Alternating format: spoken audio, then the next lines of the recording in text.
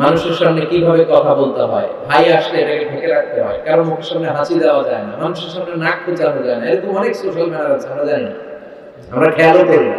আল্লাহ হাবিব সাল্লাল্লাহু আলাইহি ওয়াসাল্লাম ধরে ধরে এই উম্মাহকে সোশ্যাল ম্যানার শিখিয়েছেন, এমনকি ছোটদেরকে।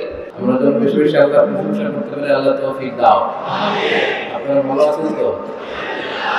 সুস্থ আছেন সবাই? অসুস্থ নাই কেউ? সুস্থ থাকি আর অসুস্থ থাকি, প্রশংসা করবো কার? আল্লাহ। আল্লাহ রাসূল সাল্লাল্লাহু আলাইহি ওয়াসাল্লাম মাঝে মাঝে অসুস্থ হতেন কি হতেন না? হতেন। অসুস্থ অবস্থায় তিনি আল্লাহর কাছে পানাহ চাইতেন। অসুস্থ হলে সবার আগে সুন্নাহ হচ্ছে চিকিৎসা নেয়া। কি নেয়া? চিকিৎসা। চিকিৎসা নিবেন, আবার কোরআন পড়ে গায়ে ফু দিবেন, দম দিবেন। এই দুইটার সমন্বয়ে রোগ ভালো করবে কে? আল্লাহ রাসূল সাল্লাল্লাহু আলাইহি ওয়াসাল্লামের হাতে একবার একটা বিচ্ছু কামড় দিল, লাদাগাতহু আল-আকরাব। আকরাব মানে বিচ্ছু, বিষাক্ত বিচ্ছু যখন আল্লাহ রাসূল সাল্লাল্লাহু আলাইহি ওয়াসাল্লামের হাতে কামড় দিল, আল্লাহ রাসূল সাল্লাল্লাহু আলাইহি ওয়াসাল্লাম ব্যথা পেলেন, খুব ব্যথা, ব্যথায় কাতরাচ্ছেন আর বলছেন, হায় রে বিচ্ছু, কোথায় কামড় দিবে এটাও চিনলি না, মানুষও চিনলি না, নবীও চিনলি না, আমি যে নবী এটাও বুঝলি না, তো কামড় দিয়ে বসছে। আল্লাহ রাসূল সাল্লাল্লাহু আলাইহি ওয়াসাল্লাম ব্যথা পাচ্ছেন। আল্লাহ রাসূল সাল্লাল্লাহু আলাইহি ওয়াসাল্লাম আম্মা জান আয়েশা রাদিয়াল্লাহু তাআলা আনহাকে বললেন, আয়েশা লবণের পানি গরম দাও। আম্মা জান আয়েশা রাদিয়াল্লাহু তাআলা আনহা লবণের পানি গরম দিলেন আর ঢালতে বললেন। আল্লাহ রাসূল সাল্লাল্লাহু আলাইহি ওয়াসাল্লাম সূরা ইখলাস, সূরা ফালাক, সূরা নাস এগুলো পড়ে দম দিতে লাগলেন। আম্মা জান আয়েশা রাদিয়াল্লাহু তাআলা আনহা লবণের পানি ঢালাও শেষ, আল্লাহ রাসূল সাল্লাল্লাহু আলাইহি ওয়াসাল্লামের দোয়া করে ফু দেওয়াও শেষ, আঙ্গুলের ব্যথাও শেষ। আমাদের আয়েশা বললেন, ইয়া রাসূলুল্লাহ, আপনি ফু দিলেই তো ভালো হয়ে যায়, লবণের পানি লাগলো কেন? আল্লাহ রাসূল সাল্লাল্লাহু আলাইহি ওয়াসাল্লাম বললেন, দুইটা লাগে, রুকিয়াও লাগে আবার চিকিৎসাও লাগে। কারণ ব্যথা পেলে ওখানে সেদ্ধ লবণের পানি লাগালে আরাম পাওয়া যায় কি যায় না? যায়। এর মধ্যে সোডিয়াম ক্লোরাইড আছে, ইটস ন্যাচারাল পেইন কিলার, প্রাকৃতিক ব্যথানাশক ঔষধ আল্লাহ দিয়েছেন এই লবণের ভেতর। যেখানে ব্যথা ওখানে লবণের সেদ্ধ পানি ঢেলে দিলে আরাম পাওয়া যায়। তো আল্লাহ রাসূল সাল্লাল্লাহু আলাইহি ওয়াসাল্লাম আগে চিকিৎসা নিলেন, তারপরে দোয়া করে ফু দিলেন। এজন্য আমরা যদি অসুস্থ হই, সুন্নাহ হচ্ছে আগে চিকিৎসা নিব। আগে কি নিব? চিকিৎসা নেয়া আল্লাহর তাওয়াক্কুল বিরোধী নয়, এটাও পার্ট অফ তাওয়াক্কুল। এজন্য শুধু ঝাড়ফুঁকের উপর যেন ডিপেন্ড না করি, শুধু কোরআন পড়ে ফু দিব এটার উপর যেন ডিপেন্ড না করি। হ্যাঁ, আল্লাহ চাইলে শুধু এক ফুতে সুস্থ করে দিতে পারে, কিন্তু এটা আল্লাহর সুন্নাত নয়। আগে আপনি expert in the field, specialist ডাক্তারের কাছে যাবেন, তারপরে কোরআন পড়ে পড়ে ফু দিবেন, চিকিৎসাও হবে, সেবাও হবে। দুইটার বিনিময়ে রোগ ভালো করে দিবে কে? আল্লাহ। এজন্য আগে কাজ, পরে অন্যান্য জিনিস। অনেকে আমাদের কাছে পানি পড়ার জন্য আসে, আমরা পানি পড়া জন্য ফু দিয়ে দেই, কিন্তু জিজ্ঞেস করি কি হয়েছে। রোগ হইলে আমি বলি আগে চিকিৎসা নেন, কারণ ওইটা বড় সুন্নাত, ঠিক কিনা? মাহফিল শেষে অনেক বাবারা ইদানিং কলম নিয়ে আসে। আমার কিছু মাহফিলে এমন হয়েছে, মুনাজাত শেষে দেখি কলম নিয়ে আসে, তো আমি ভাবছি আমার হাদিয়া দিবে বলে কলম, পরে দেখি না হাদিয়াটা দিয়ে দেয় না। আমি বললাম, ভাই তো কলম নিয়ে দাঁড়ায় আছেন যে? বলে, হুজুর আপনি দোয়া করে ফু দিয়ে দিবেন। তো আমার ছেলের পরীক্ষা, আপনার ফু পাইলে গোল্ডেন এ প্লাস পাবে। আমি বলতেছি পড়াশোনা না করলে ডবল জিরো পাবে, ঠিক কিনা? আগে পড়াশোনা, আগে পড়াশোনা, তারপর দোয়া। দুইটার সমন্বয়ে সফলতা দান করবে কে? এজন্য আমরা সুস্থ থাকলেও আল্লাহর পক্ষে, অসুস্থ হলেও আল্লাহর পক্ষে, ঠিক কিনা? আমরা আনন্দের দিনেও কোরআনের পক্ষে, বিপদের সময়ও থাকবো কোরআনের পক্ষে, চিল্লায় বলেন ঠিক কিনা? সব সময় আমাদের পক্ষ একটাই, আল্লাহর পক্ষ, তাই না? আমরা যেন সবসময় ইসলামের পক্ষে থাকতে পারি, আল্লাহ তুমি তৌফিক দান করো। আল্লাহ আজকের এই বিশাল সমাবেশে তুমি আমাদের নাজাতের ওসিলা বানাও। এই যে গ্রাম বাংলায় মানুষ কত ব্যস্ত, ব্যবসা বাণিজ্য এগুলো রেখে দিয়ে এই বাজারের মধ্যে এত বিশাল অ্যারেঞ্জমেন্ট, এটা আল্লাহর শুকরিয়া ছাড়া আর কিছু বলার আমাদের সুযোগ নেই। প্রশাসনের ভাইরা, স্থানীয় নেতৃবৃন্দরা, আপনারা সবাই কষ্ট করে এই প্রোগ্রামের আয়োজন করেছেন। আমরা আল্লাহর কাছে এটাই কামনা করি যে প্রোগ্রাম আমাদের নাজাতের ওসিলা হোক। আমরা আল্লাহর কাছে নাজাত ছাড়া আর কিছু চাই না, ঠিক কিনা? আর কিছু যে চাই না আমি, চাই গো নাজাত, আল্লাহ তোমার কাছে আমার এই মুনাজাত, আল্লাহ তোমার কাছে আমার এই মুনাজাত, পড়েন আমিন। আমরা আল্লাহর কাছে নাজাত চাই বিচারের দিনে। আল্লাহ যদি ঘোষণা দেয় যা করে নাজাত দিয়ে দিই, এর চেয়ে খুশির ঘোষণা হতে পারে? এটাই চাই আমরা। আল্লাহর দয়ার ভিখারি। কিসের ভিখারি? আমরা আল্লাহর দয়া চাই। আমার ফরিদপুরের প্রিয় ভাইরা খেয়াল রাখবেন, আল্লাহ যদি দয়া করে আমাদেরকে কেউ আটকাতে পারবে না। পারবে? কারণ উনি রাজাধিরাজ, সব রাজার বড় রাজা, মহারাজা। মহারাজার উপরে কোনো কথা আছে নাকি? উনি যদি দয়া করেন বেঁচে গেলাম আমরা। আর উনি যদি রেগে থাকেন তাহলে খবর আছে, তাই না? এজন্য সবসময় আল্লাহর কাছে বলবেন, আল্লাহ তুমি আমাদের বিচার করো না, তুমি আমাদের দয়া করো। আল্লাহর কাছে বিচার চান না দয়া চান? সবাই বলতে হবে আল্লাহর কাছে কি চান, বিচার না দয়া? রোজ হাসরে আল্লাহ আমার করুণা বিচার, আল্লাহ করুণা বিচার। বিচার চাহি না তব দয়া চাহে এ গুনাহগার, আল্লাহ করুণা বিচার। পড়েন আমিন। আমরা আল্লাহর কাছে দয়া চাই, তিনি দয়ালু, তিনি মেহেরবান। যেন সবসময় আল্লাহর বলবেন আমার নামাজ, রোজা, জিকির, ইবাদত আল্লাহ এগুলোর ওজন দিও না। এগুলোর ওজন দিলে কোনো ওজনই হবে না। আমি ক্ষমা পাওয়ার উপযুক্ত নই, পাপের সাগরে হাবুডুবু খাই। আমাদের ভরসা একটাই, আল্লাহর দয়া। মনে থাকবে? মনে থাকবে সবার? তাহলে ভূমিকাতে দুইটা কথা বলে ফেললাম। এক বললাম চিকিৎসা নেয়া সুন্নাহ। রোগ হলে, অসুস্থতা আসলে বড় সুন্নাহ হচ্ছে ডাক্তারের কাছে যাওয়া। কই যাওয়া? পাশাপাশি আল্লাহর কাছে দোয়া করা। আর দুই নাম্বার যে মেসেজটা ড্রপ করলাম সেটা হচ্ছে আমরা আল্লাহর দয়ার ভিখারি। আমরা আল্লাহর কাছে বিচার চাই না। বিচার করলে আমরা আটকে যাব, আমরা আটকাতে চাই না, আমরা মাফ পেতে চাই, তাই না? এজন্য আমরা আল্লাহর কাছে সবসময় বলবো আল্লাহ শুধু দয়া কর। কি করো? সবাই বলেন কি করো? আমরা আল্লাহর দয়ার ভিখারি। সেদিন যেন আল্লাহ আমাদের দয়া করে মাফ করে দেয়, আমরা এই কামনাই করি। আওয়াজ করে পড়েন আমিন। মুমিন খার হাট জামে মসজিদের উদ্যোগে আজকের এই বিশাল তাফসীরুল কোরআনের প্রোগ্রাম। স্থান হচ্ছে মাধবদিয়া ময়েজউদ্দিন উচ্চ বিদ্যালয় মাঠ। ওই যে আমি দেখতে পাচ্ছি 1961 সালে স্থাপিত, অনেক আগের উচ্চ বিদ্যালয়। মুমিন খার হাট, সদর, ফরিদপুর। আচ্ছা, আমাকে রেখেছেন প্রধান বক্তা, আপনাদের শুকরিয়া। আমার আগে কথা বলেছেন হযরত মাওলানা আবু ইউসুফ মৃধা, অধ্যক্ষ ইকামতে দ্বীন মডেল কামিল মাদ্রাসা ভাঙ্গা। আচ্ছা, হুজুর আছে এখনো? চলে গেছেন। হাফেজ মাওলানা সুলাইমান ফারুকী, অনেক গণ্যমান্য আমন্ত্রিত ব্যক্তিবর্গরা এখানে উপস্থিত আছেন। মাহফিল পরিচালনায় হাফেজ মাওলানা আব্দুল আউয়াল, জনাব মেহেদী হাসান পলাশ। আর আজকের প্রোগ্রামে সভাপতিত্ব করছেন অ্যাডভোকেট সরদার আউয়াল হাসান, সভাপতি মুমিন খার হাট জামে মসজিদ। কোথায় উনি?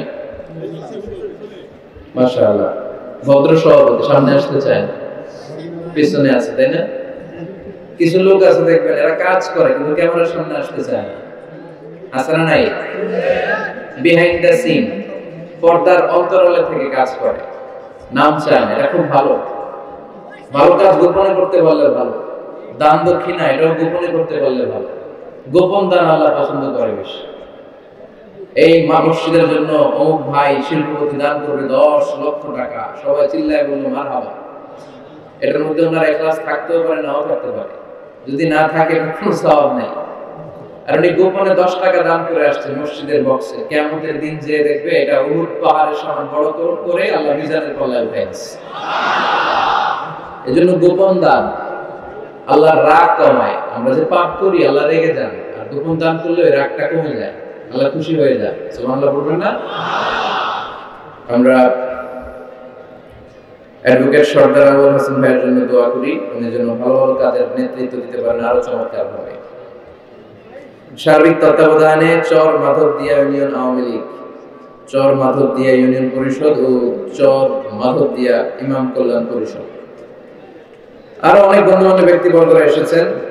অত্র জেলার 2জন এডিশনাল এসপি মহোদয় উপস্থিত আছেন, অত্র থানার ওসি মহোদয় উপস্থিত আছেন, তারপর আমার মিজান ভাই উপস্থিত আছেন, আমজাদ ভাই উপস্থিত আছেন, অন্যান্য পুলিশ ভাইয়েরা, অনেক আলেম ওলামায়ে কেরাম আইম্মাতুল মাসাজিদকে আমি দেখতে পাচ্ছি, সবার নাম বলতে পারলে ভালো হতো।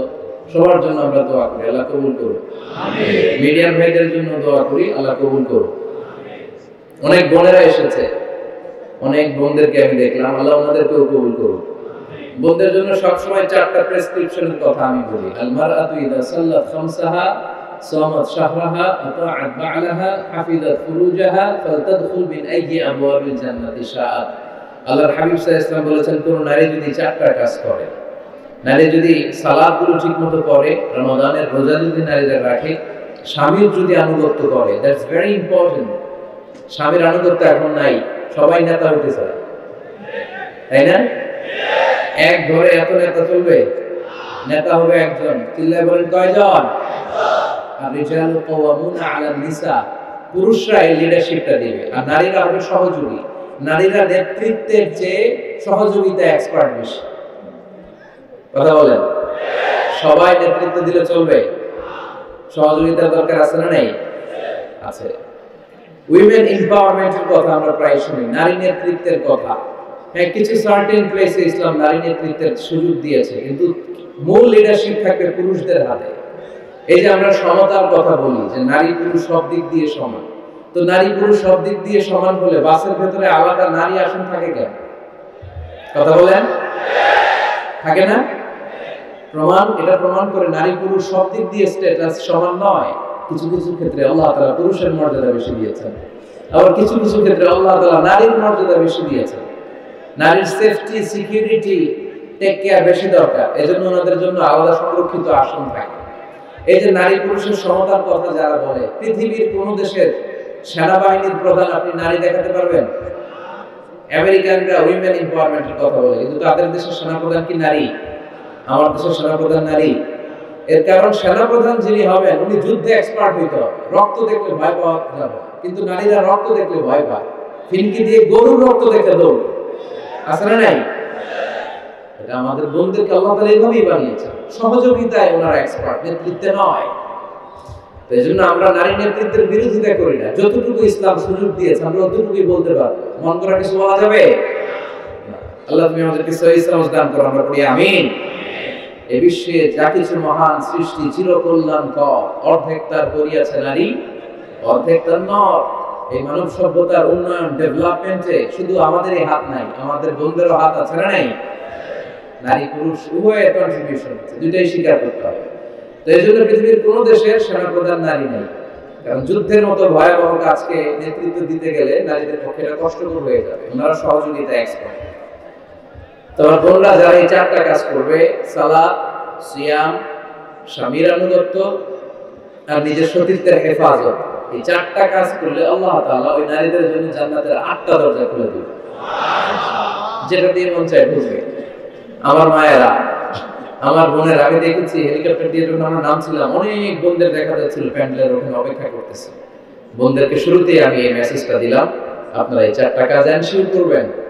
এই 4টা কাজ দুনিয়ায় যদি কোনো নারী এনশিওর করে, তার জন্য আল্লাহ তাআলা জান্নাতের 8 দরজা খুলে দিবেন।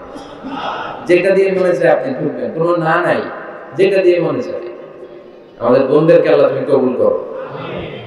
আজকে আমরা এমন একটা সূরা থেকে কিছু কথা শুনবো যেটাকে বলা হয় the surah of social etiquettes in Islam। ইসলামের সামাজিক যে রীতিনীতি আছে, এই রীতিনীতিগুলো এই সূরা আমাদেরকে শিক্ষা দেয়। আমাদের সোশ্যাল ম্যানার অনেকের জানা নেই। সোশ্যাল ম্যানার, কোথায় কি করতে হয়, কিভাবে কি করতে হয়, আমরা এগুলো জানি না। মানুষের সামনে কিভাবে কথা বলতে হয়, ভাই আসলে এটাকে ঢেকে রাখতে হয়, কারো মুখের সামনে হাসি দেওয়া যায় না, মানুষের সামনে নাক খোঁচানো যায় না, এরকম অনেক সোশ্যাল ম্যানার আছে, আমরা জানি না, আমরা খেয়ালও করি না। আল্লাহ হাবিব সাল্লাল্লাহু আলাইহি ওয়াসাল্লাম ধরে ধরে এই উম্মাহকে সোশ্যাল ম্যানার শিখিয়েছেন, এমনকি ছোট্টদেরকে। আল্লাহ হাবিব সাল্লাল্লাহু আলাইহি ওয়াসাল্লামের কোলে এক ছোট্ট শিশু বসা। আল্লাহ হাবিব সাল্লাল্লাহু আলাইহি ওয়াসাল্লাম দাওয়াত খেতে গেলেন, এক ছোট্ট সাহাবী শিশু এসে আল্লাহ রাসূল সাল্লাল্লাহু আলাইহি ওয়াসাল্লামের কোলে বসে খাবার দেয়া হলো। এক ছোট্ট মানুষ বা হাত দিয়ে খাবার এটা ধরে ওইটা ধরে ওইটা ধরে, আছে না এরকম? বাচ্চারা দেখুন খেতে পারবে এতটুকু, নষ্ট করে এতগুলো, এইটা ধরে ওইটা নেয় ওইটা পাবে। তো আল্লাহ রাসূল সাল্লাল্লাহু আলাইহি ওয়াসাল্লাম কোলে বসে ওই সাহাবা বা হাত দিয়ে এটা টানে ওইটা টানে এটা ফলায়। আল্লাহ রাসূল সাল্লাল্লাহু আলাইহি ওয়াসাল্লাম বলেন, ইয়া গোলাম, এই পিচ্চি, এই বাচ্চা, সাম্মিল্লাহ, তুমি যে হাত দিয়ে খাবার টানতেছো, বিসমিল্লাহ বলছো, আগে বিসমিল্লাহ বলো। কুল বিয়ামিনিক, ডান হাতে খাও। বিসমিল্লাহ বলো, কুল বিয়ামিনিক, ডান হাতে খাও। ওয়া কুল মিম্মা ইয়ালিক, তোমার সামনে যেটা আছে ওইটা খাও। এরকম টানা হিচড়ি করো না। ওই সাহাবী বলেন, এই যে তিনটা কথা, তিনটা গাইডলাইন আল্লাহ হাবিব সাল্লাল্লাহু আলাইহি ওয়াসাল্লাম খাওয়ার আগে আমাকে দিয়েছিলেন, আমি মরার আগ পর্যন্ত এই গাইডলাইনের বাইরে কোনোদিন খাই নাই। সব সময় বাচ্চাদেরকে শিখাবেন যে বিসমিল্লাহ বলো, ডান হাতে খাও, সামনে যেটা আছে ওইটা খাও। একবার আল্লাহ রাসূল সাল্লাল্লাহু আলাইহি ওয়াসাল্লামের প্রিয় দৌহিত্র মানে নাতি হাসান রাদিয়াল্লাহু তাআলা আনহু, আল্লাহ রাসূল সাল্লাল্লাহু আলাইহি ওয়াসাল্লাম খুব ভালোবাসতেন হাসান রাদিয়াল্লাহু তাআলা আনহুকে এবং হুসাইন রাদিয়াল্লাহু তাআলা আনহু, এই দুইজনকে। ওনারা দুই ভাই আল্লাহ রাসূল সাল্লাল্লাহু আলাইহি ওয়াসাল্লামের পিঠে উঠে আল্লাহ রাসূল সাল্লাল্লাহু আলাইহি ওয়াসাল্লামের ঘোড়া বানিয়ে খেলতেন। সুবহানাল্লাহ বলবেন না? ঘোড়া হতো আল্লাহ রাসূল, ঘোড়া হতো কে? আর ঘোড় সাওয়ার হতেন হাসান আর হুসাইন। আল্লাহ রাসূল সাল্লাল্লাহু আলাইহি ওয়াসাল্লাম বাবরি চুল রাখতেন, লম্বা চুল। ঘোড়ার ঘাড়ে যেমনি রশি থাকে, হাসান হুসাইন রাসূল সাল্লাল্লাহু আলাইহি ওয়াসাল্লামের চুলগুলো ধরে টেনে টেনে ঘোড়া ঘোড়া ফেলতেন। সুবহানাল্লাহ বললেন না? তো হাসান রাদিয়াল্লাহু তাআলা আনহু একবার যাকাতের খেজুরের স্তূপ ছিল। উনি যে ছোট মানুষ, খাবার দেখলে তো ছোট বাচ্চারা খেতে আরম্ভ করে, কিন্তু নিজের খাবার হালাল না হারাম এগুলো তো খেয়াল করে। হাসান রাদিয়াল্লাহু তাআলা আনহু যাকাতের খেজুর নিয়ে খেতে আরম্ভ করলেন। আল্লাহ রাসূল সাল্লাল্লাহু আলাইহি ওয়াসাল্লাম এসে ওনার গলায় চেপে ধরলেন, চেপে জোর করে মুখ থেকে টেনে খেজুর বের করলেন আর বললেন, ইন্না লা নাকুলু সাদাকা। হাসান, তুমি জানো না আমরা হাশিমি খানদানের লোক, আমরা আলে মুহাম্মদ, আমার বংশের কেউ কোনোদিন তার গলা দিয়ে যাকাতের কোনো সম্পদ ঢুকাতে পারবে না। খবরদার হাসান, খবরদার নাতি, ফেলে দাও। হাদিসে এসেছে কিখ কিখ, মানে আমরা যেটা ওয়াক ওয়াক বলি, গলার ভিতরে গেলে ওয়াক ওয়াক বলে থুতু ফেলি, রাসূল সাল্লাল্লাহু আলাইহি ওয়াসাল্লাম কিখ কিখ বলে গলায় চেপে মুখ থেকে টেনে সেই খেজুরটা বের করেছেন। বলেছেন, হাসান আমরা যাকাতের সাদাকার খেজুর খাই না, খবরদার হাসান কখনো যাকাতের খেজুর খাবে না। সুবহানাল্লাহ। তো এইভাবে আল্লাহ রাসূল সাল্লাল্লাহু আলাইহি ওয়াসাল্লাম আমাদেরকে শিখিয়েছেন, অন্যায় দেখলে, ভুল দেখলে এটা বলতে হবে, কারণ সাকিতু আনিল হাক্কি শাইতানুন আখরাস, অন্যায় দেখে যে চুপ থাকে ওটা মুমিন নয়, ওটা বোবা শয়তান। চিল্লায় বলেন ঠিক কি না? অন্যায় দেখলে রুখে দাঁড়ান, গর্জে উঠুন। আপনার আপন বোনের বয়সের একটা মেয়েকে কিছু বকাটে ছেলেরা টিজ করতেছে, আপনি দেখে চলে যান কেন? দাঁড়ান, আপনি জিজ্ঞেস করুন কি হয়েছে, মেয়েটাকে তোমরা ডিস্টার্ব করো কেন? আপনি দাঁড়ালে আরো কয়েকজন এসে দাঁড়াবে, ঠিক কি না? কিন্তু একজনকে তো দাঁড়াইতে হবে, দাঁড়ানোর দরকার আছে না নাই? মনে রাখবেন, আধারে ভয় পেও না, আলো আছে আড়ালে, অন্ধকার পালিয়ে যাবে, তুমি উঠে দাঁড়াবে। দাঁড়াতে হবে আপনাকে। অন্যায় রুখে দেন, অসঙ্গতি রুখে দেন, প্রতিবাদ করেন। সামাজিক যত ধরনের অন্যায় আছে, যৌতুক, সুদ, ঘুষ, দুর্নীতি, রুখে দেন। আমরা এগুলোর বিরুদ্ধে। আমরা দুর্নীতির পক্ষে না বিপক্ষে? সুদের পক্ষে না বিপক্ষে? যৌতুকের পক্ষে না বিপক্ষে? এগুলোর বিরুদ্ধে সামাজিক আন্দোলন গড়ে তুলুন, কথা বলেন। Raise your voice, raise your voice hard, কণ্ঠকে উঁচু করুন, প্রতিবাদ করুন, রুখে দাঁড়ান। আপনি দাঁড়ালে সোজা থাকবে বাংলাদেশ, আপনি বসে গেলে পথ হারাবে বাংলাদেশ। এজন্য সামাজিক অন্যায়কে রুখে দিতে হবে। আল্লাহর হাবিব সাল্লাল্লাহু আলাইহি ওয়াসাল্লাম যত জায়গায় সামাজিক অসঙ্গতি দেখেছেন ধরে ধরে ঠিক করেছেন, কারণ ভুল নাম দেখলে তিনি চেঞ্জ করে দিতেন। মক্কা থেকে মদিনায় যখন আল্লাহ রাসূল সাল্লাল্লাহু আলাইহি ওয়াসাল্লাম গেলেন, মদিনার আগের নাম ছিল ইয়াসরিব। মদিনার আগের নাম কি ছিল? ইয়াসরিব। ইয়াসরিব শব্দের অর্থ to take revenge from someone, প্রতিশোধ নেওয়া। আল্লাহর হাবিব সাল্লাল্লাহু আলাইহি ওয়াসাল্লাম বলেন, আমি রাহমাতুল লিল আলামিন, আমি দয়ার নবী, মায়ের নবী, আর আমি যেই শহরে আসবো এই শহরের নাম প্রতিশোধের শহর। নেভার, কখনো হতে পারে না। আজকে থেকে এই শহরের নাম তওবা কিংবা তাইবা, মানে পবিত্র নগরী, মদিনাতুন নবী, নবীর শহর। আল্লাহ রাসূল সাল্লাল্লাহু আলাইহি ওয়াসাল্লাম ইয়াসরিব থেকে ওই শহরের নাম ওই দিনই মদিনা শহর বানায় দিলেন। সুবহানাল্লাহ। এক সাহাবীকে জিজ্ঞেস করলেন, মাসলুক নাম কি? বলে, আমার নাম হচ্ছে হাজান। হাজান মানে দুশ্চিন্তা, অ্যাংজাইটি, মানে যে সব সময় টেনশন করে। আল্লাহ রাসূল সাল্লাল্লাহু আলাইহি ওয়াসাল্লাম বলেন, এটা একটা নাম বলো মিয়া, টেনশন কি কারো নাম হয়? রাসূল সাল্লাল্লাহু আলাইহি ওয়াসাল্লাম বলেন, শোনো তোমাকে একটা পরামর্শ দেই, এই টেনশন নাম বাদ দাও, তুমি হাজান নাম কেটে সাহাল নাম রাখো, সাহাল। এখন হাজান বলে, আমি ছোট্টবেলা থেকে সবাই আমার চেনে হাজান নামে, এখন আমার নাম যে সাহাল এটা আবার ঘোষণা দিতে হবে, দরকার নেই, আমার হাজান আছে এটাই ভালো, টেনশন সমস্যা নেই। ও এবার বাড়িতে চলে যাওয়ার পরে আল্লাহ সব টেনশন ওর মাথার উপরে চাপাইছে। ওর এই বিপদ, ওর ব্যবসায় মন্দা, ওর পেটে ব্যথা, ওর জ্বর, ওর অসুস্থতা, ওর ঘরে শান্তি নেই, একটার পর একটা টেনশন আরো বেড়ে গেছে। সবাই বলে হাজার, ওই যে রাসূল সাল্লাল্লাহু আলাইহি ওয়াসাল্লাম সুন্দর নাম দিয়েছিল ওইটা নেও না, এই জন্য টেনশন বাড়ছে। যাও রাসূল সাল্লাল্লাহু আলাইহি ওয়াসাল্লামের কাছে ক্ষমা চেয়ে নাম ফেরত করে নিয়ে আসো। হাজার এবার যে বলে, ইয়া রাসূলুল্লাহ, আমার হাজার নামের দরকার নেই, আপনি যেটা সাহাল দিয়েছিলেন ওইটাই ভালো। সাহাল শব্দের অর্থ সহজ। সাহাল মানে কি? ওই সাহাল রাদিয়াল্লাহু তাআলা আনহু বলে, আমি রাসূল সাল্লাল্লাহু আলাইহি ওয়াসাল্লামের কাছে ক্ষমা চেয়ে ওনার দেয়া নাম নিয়ে আসলাম সাহাল। তারপর থেকে সবাই আমাকে ডাকে সাহাল। সাহাল মানে সহজ। আর ওই দিন থেকে মরার আগ পর্যন্ত আমার জীবনে আর কোনো টেনশন আসে নাই। সব কাজে আল্লাহ সাহাল অর্থাৎ সহজ করে দিয়েছেন। পড়েন সুবহানাল্লাহ। এজন্য উঠে দাঁড়াতে হবে, রুখে দিতে হবে সব অন্যায়। রাজি আছেন তো? যে সূরা থেকে কথা শুনবো এটাকে বলে সামাজিক রীতিনীতির সূরা। আমাদেরকে আল্লাহ তাআলা সোশ্যাল এন্ড মোরাল কিছু গাইডলাইন দিয়েছেন। 10টা গাইডলাইন আল্লাহ তাআলা আমাদের জন্য এখানে ডেডিকেট করেছেন। এবং আমরা দেখব যে এই সমস্যাগুলোর কারণে আমাদের সমাজে আজকে অশান্তি। কি করে একটা সমাজের শান্তি, শৃঙ্খলা, ভারসাম্য অক্ষুণ্ণ রাখা যায় এ ব্যাপারে চমৎকার কিছু গাইডলাইন আল্লাহ এই সূরায় দিয়েছেন। আমি বলতে প্রস্তুত, আপনারা কি শুনতে প্রস্তুত?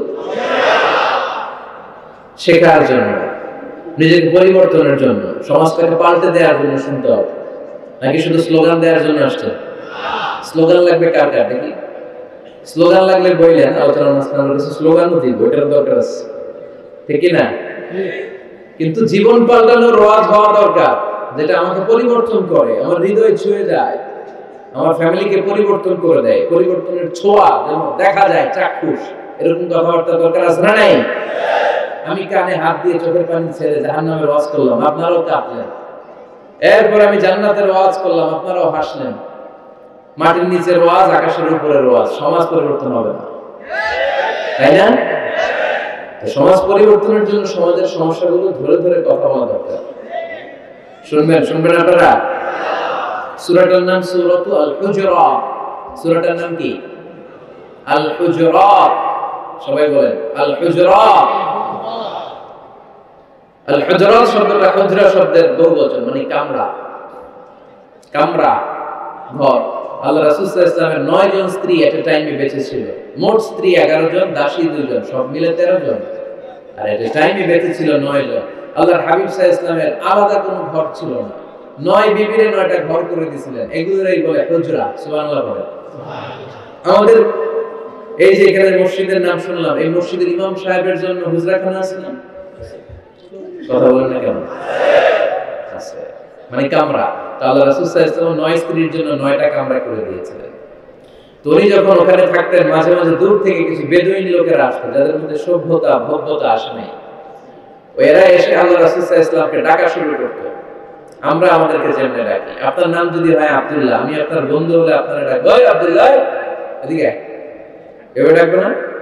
বন্ধু তো, তুই আমার বন্ধু, আব্দুল্লাহ এদিকে। আব্দুর রহিম আমার বন্ধু, আমি ডাকবো এই আব্দুর রহমান। কিন্তু আল্লাহ রাসূল সাল্লাল্লাহু আলাইহি ওয়াসাল্লাম নাম হচ্ছে মুহাম্মদ, ওনারা কি ডাকা যাবে এই মুহাম্মদ? এই ডাকা যাবে? উনি কি আমাদের মতো মানুষ? উনি মানুষ, তবে অসাধারণ মানুষ, ঠিক কি না?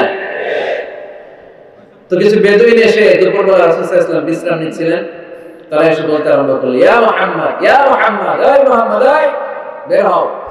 আল্লাহ বরদাস্ত করলেন না। আল্লাহ বললেন, খবরদার, নিজেরা নিজেদেরকে যেমনে ডাকো, নবীর ওইভাবে ডেকো না, তোমাদের সব আমল বরবাদ হয়ে যাবে। অপেক্ষা করো, অপেক্ষা করো, অ্যাপয়েন্টমেন্ট নাও, পারমিশন নাও, সালাম দাও। কার কথা? চিল্লায় বলতে হবে কার? রব্বুল আলামিন বলেন, ইয়া আইয়ুহাল্লাযীনা আমানু লা তাদখুলু বুয়ুতান গায়রা বুয়ুতিকুম হাত্তা তাস্তাআনিসু ওয়া তুসাল্লিমু আলা আহলিহা যালিকুম খায়রুন লাকুম লাআল্লাকুম তাযাক্কারুন। পড়েন আল্লাহু আকবার। আল্লাহ বলেন, বিশ্বাসীরা শোনো শোনো, তোমাদের ঘর ছাড়া অন্য কারো ঘরে যদি যাও, অপরিচিত কারো বাসায় যদি যাও, যাওয়ার আগে অনুমতি নাও আর সালাম দাও। দেখেন সমাজ পরিবর্তনের ওয়াজ, অনুমতি নিতে হবে, সালাম দিতে হবে, পারমিশন নিয়ে যাবেন, অ্যাপয়েন্টমেন্ট নিয়ে যাবেন। অনেকে এমপির বাসায় যেয়ে ভিড় করে, এমপি রে পায় না, রাগ দেখে, আরে আসছি, এমপি হয়েছে তো কি হয়েছে, পাওয়া যায় না সময় মতো। এমপিরও কাজ আছে না নাই? উনি তো আপনাদের জন্যই কাজ করেন, যে মিটিং গুলো করে আপনাদের জন্য, এই নির্বাচনী এলাকার জন্য করে, এগুলো বুঝতে হবে। অনেক ব্যস্ত মানুষ হুজুরের বাসায় যে এই হুজুর নামে না এখন এতক্ষণ ধরে বসে আছি, 2 কাপ চা দিয়ে বসে রাখছে আমাদের, এরকম অভিযোগ আছে না নাই? কিন্তু হুজুরও মানুষ, হুজুরের ঘুমানো লাগে, হুজুরের গোসল করা লাগে, হুজুরের বিশ্রাম লাগে, হুজুরের ফ্যামিলি আছে, হুজুরও অসুস্থ হয়, হুজুর রোবট না, ঠিক কিনা? এগুলো একটু বোঝার চেষ্টা করবেন, একটু আমলে নেবেন। এজন্য সুন্নাহ হচ্ছে কারোর সাথে দেখা করার আগে অনুমতি নিয়ে যাওয়া। মোবাইল থাকলে ভাই বিকেলে একটু আসতে চাই, উনি যদি বলে হ্যাঁ আসেন যাবে, তাহলে 1 নাম্বার সুন্নাহ অ্যাপয়েন্টমেন্ট নাও। 2 নাম্বার সুন্নাহ যে সালাম দেওয়া, অনুমতি চাওয়া। কারো ঘরে হুট করে দরজায় ধাক্কা মেরে ঢুকা যাবে? আগে কি দিবেন? আওয়াজ করে বলেন, আগে কি দিবেন? সালাম। তারপর আপনার নাম বলবেন। কি বলবেন? আল্লাহর হাবিব সাল্লাল্লাহু আলাইহি ওয়াসাল্লামের ঘরে বসা এক সাহাবী এসে দরজার মধ্যে কাড়া নাড়লেন। আল্লাহর হাবিব সাল্লাল্লাহু আলাইহি ওয়াসাল্লাম বললেন, মান্দা, কে দরজায় কাড়া নাড়ে? সাহাবী বললেন, আনা, আমি। বিশ্বনবী বললেন, মান আনতা, তুমি কে? সাহাবী কয়, আনা আনা। আর নবী, আমি আমি। রাসূল সাল্লাল্লাহু আলাইহি ওয়াসাল্লাম, কিসের আনা আনা? নাম বলো মিয়া। আনা আনা কান্নাহু কারিহা। রাসূল সাল্লাল্লাহু আলাইহি ওয়াসাল্লাম ওর কথাটা রিপিট করলেন। রাসূল সাল্লাল্লাহু আলাইহি ওয়াসাল্লাম জিজ্ঞেস করলেন, কে? বলে, আমি। আরে তুমি কে? সাহাবী বলে, হুজুর আমি। আল্লাহ রাসূল বলে, আমি আমি। এটা কোনো নাম হইলো? নাম বলো। আল্লাহ রাসূল সাল্লাল্লাহু আলাইহি ওয়াসাল্লাম রেগে গিয়ে 2 বার বলেন, আমি আমি। তা আমি বললেন না, আবার নামটা বলবেন। আমি কোন নাম হইলো? ওই সাহাবী বললেন, আমি। রাসূল সাল্লাল্লাহু আলাইহি ওয়াসাল্লাম বললেন, না, আমি তোমার নাম না, তোমার নাম বলবে। তাহলে কারোর সাথে দেখা করতে গেলে প্রথম কাজ হচ্ছে অ্যাপয়েন্টমেন্ট নেওয়া, 2 নাম্বার অনুমতি চাওয়া, দরজায় নক করে সালাম দেওয়া, আর নাম বলা। রাজি আছেন? অনুমতি ছাড়া কারো ঘরে ঢুকবেন? কে কে ঢুকবেন? হাত তুলে তো দেখি। অনেকে তুলে ফেলছে হাত ভুলে। না, হাত তো ভুল করে হাত তুলে ফেলছে, সমস্যা নেই, কিন্তু কারো ঘরে অনুমতি ছাড়া, পারমিশন ছাড়া কখনো প্রবেশ করা যাবে না। এটা কি আপনাদের মনে থাকবে? এক সাহাবী বললেন, ইয়া রাসূলুল্লাহ, ইয়া হাবিবাল্লাহ, আমার ঘরে কেউ নাই, শুধু আমি থাকি আর আমার আম্মা থাকে। আস্তাদিনু আলা উম্মি, আমার মায়ের ঘরে যেতেও কি আমার অনুমতি লাগবে নাকি? আল্লাহর হাবিব বললেন, তুহিব্বু আন তারাহা উরিয়ানা, তুমি কি চাও নাকি তোমার মাকে তুমি উলঙ্গ দেখবে? সাহাবী বললেন, না, কোশ্চিন কালো আমার মারে আমি উলঙ্গ দেখতে চাই না। আল্লাহর হাবিব সাল্লাল্লাহু আলাইহি ওয়াসাল্লাম বললেন, ইদান ইস্তাদিন আলাইহা, তাহলে তোমার মার ঘরে ঢোকার আগে অনুমতি নিয়ে ঢুকবা। মায়ের ঘরে ঢোকার আগে অনুমতি নিয়ে ঢুকবা। সাহাবী বলে, আনা খাদিমুহা, রাসূল সাল্লাল্লাহু আলাইহি ওয়াসাল্লাম, আমি ছাড়া ওনার কেউ নাই, আমি তো ওনার খেদমত করি, আমার মার ঘরে ঢোকার আগে অনুমতি নেওয়া লাগবে? সাহাবী বললেন, আল্লাহ রাসূল সাল্লাল্লাহু আলাইহি ওয়াসাল্লাম বললেন, হ্যাঁ, তোমার মায়ের ঘরে ঢোকার আগে অনুমতি নেওয়া লাগবে।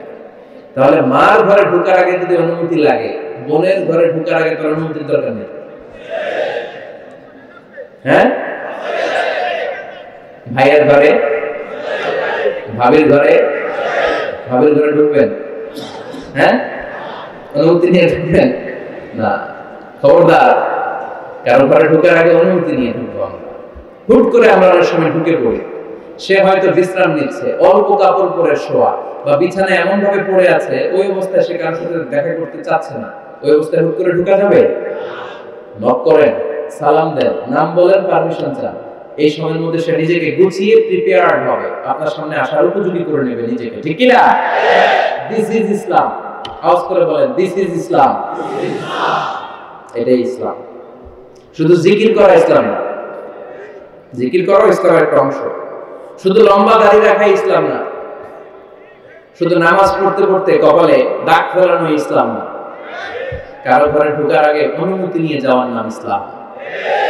কথা বুঝতে পেরেছেন? তাহলে কারো ঘরে ঢোকার আগে আগে পারমিশন নিব, সালাম দিব, হুট করে আজ থেকে কারো ঘরে ঢুকবো না। ইনশাআল্লাহ পড়বেন না? রব্বুল আলামিন এই সূরাটা শুরু করলেন ঈমানদারদেরকে ডেকে। এই সূরার মধ্যে রব্বুল আলামিন 5 বার ঈমানদারদেরকে ডাক দিয়েছেন, আর একবার গোটা বিশ্বের সব মানুষদেরকে ডাক দিয়েছেন। পড়েন সুবহানাল্লাহ। আল্লাহ বললেন, ইয়া আইয়ুহাল্লাযীনা আমানু লা তুকদ্দিমু বাইনা ইয়াদাইল্লাহি ওয়া রাসূলিহি ওয়াত্তাকুল্লাহ ইন্নাল্লাহা সামিউন আলীম। আল্লাহ বললেন অবিশ্বাসীরা শোনো, প্রথম গাইডলাইন, এই সমাজে যদি শান্তি চাও, সমাজটারে যদি সুন্দর বানাতে চাও, আল্লাহ আল্লাহ রাসূলের বিধানের উপরে কোনো কথা বলো না। আল্লাহ আল্লাহ রাসূল যে বিধান দিয়েছেন ওই বিধানটাই ফাইনাল। আল্লাহ আল্লাহ রাসূল যা বলছে ওইটা ফাইনাল না আমার যা বলছে ওইটা ফাইনাল? কারটা ফাইনাল? আল্লাহ আল্লাহ রাসূলেরটা ফাইনাল। কোন বিশ্বাসী নারী, কোন বিশ্বাসী পুরুষ আল্লাহ আল্লাহর বিধান চলে আসার পরে মন গড়া কোনো কাজ করতে পারে নাকি? মুমিন নারী পুরুষ সব সময় ওই বিধান পালন করে যেই বিধানটা আমাদের জন্য ফরজ করেছে কে? আল্লাহ আল্লাহ রাসূল যা বলেছে এটাই ফাইনাল। খবরদার আল্লাহ এবং আল্লাহ রাসূলের দেয়া কোনো বিধানকে টপকে যেও না। Don't try to be over smart, বেশি স্মার্ট হতে যেও না। যতটুকু ইসলাম দিয়েছে ওইটার মধ্যেই থাকো। ইসলামের চেয়ে বেশি স্মার্ট কোনো কিছু হতে পারে? ইসলামের চাইতে কোনো কিছু বেশি মডার্ন হতে পারে? আল্লাহর দেয়া, আল্লাহ রাসূলের দেয়া কোনো আইনের চেয়ে কোনো স্মার্ট আইন পৃথিবীবাসী বানাতে পারে? এজন্য আল্লাহ বললেন, ওয়া মা কানা লিমুমিনিন ওয়ালা মুমিনাতিন ইযা কাদাল্লাহু ওয়া রাসূলুহু আমরান আন ইয়াকুনা লাহুমুল খিয়ারাতু মিন আমরিহিম। আল্লাহ আল্লাহ রাসূলের বিধান যখন জানা হয়ে যায়, কোন মুমিন বান্দা বান্দি তাদের আর নিজেদের পক্ষ থেকে কোনো অপশন থাকে না, কোনো চয়েস নাই। আমার আল্লাহ বলেছে 5 ওয়াক্ত নামাজ জামাতের সাথে পড়ো, এর উপরে আমাদের কোনো কথা আছে নাকি? আল্লাহ নারীদেরকে বললেন হিজাব পরে রাস্তায় বের হও, এর উপরে কোনো কথা আছে নাকি? আল্লাহ বললেন সমাজের ফিনান্সিয়াল ট্রানজাকশন গুলো ব্যবসার মাধ্যমে হবে, কোনো সুদের কারবার চলবে না, এর উপরে মুমিনদের কোনো কথা আছে নাকি? আল্লাহ আল্লাহ রাসূল যেটা বলেছে ওইটাই ফাইনাল, ওইটাই সবচেয়ে শ্রেষ্ঠ। খেয়াল রাখবেন, এর চেয়ে বেশি শ্রেষ্ঠ হতে পারে?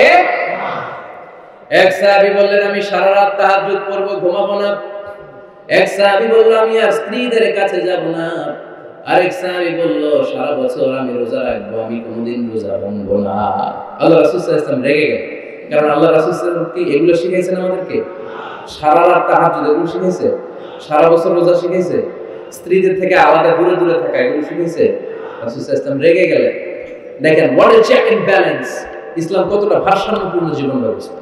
আল্লাহ রাসূল সাল্লাল্লাহু আলাইহি ওয়াসাল্লাম ডেকে বললেন কার এত সাহস যে বলেছে সারা রাত তাহাজ্জুদ করবে? কই, আমি নবী তো সারা রাত তাহাজ্জুদ করি না, আমি নবী তো তাহাজ্জুদ করি আবার ঘুমাই, তো আমি ঘুমাইয়া আল্লাহর এত বড় প্রিয় বান্দা হতে পারি, তোমার সমস্যা কোথায়? আমি নবী হয়ে 11 জন স্ত্রীর সাথে মেলামেশা করতে পারি, তোমার মিশতে সমস্যা কোথায়?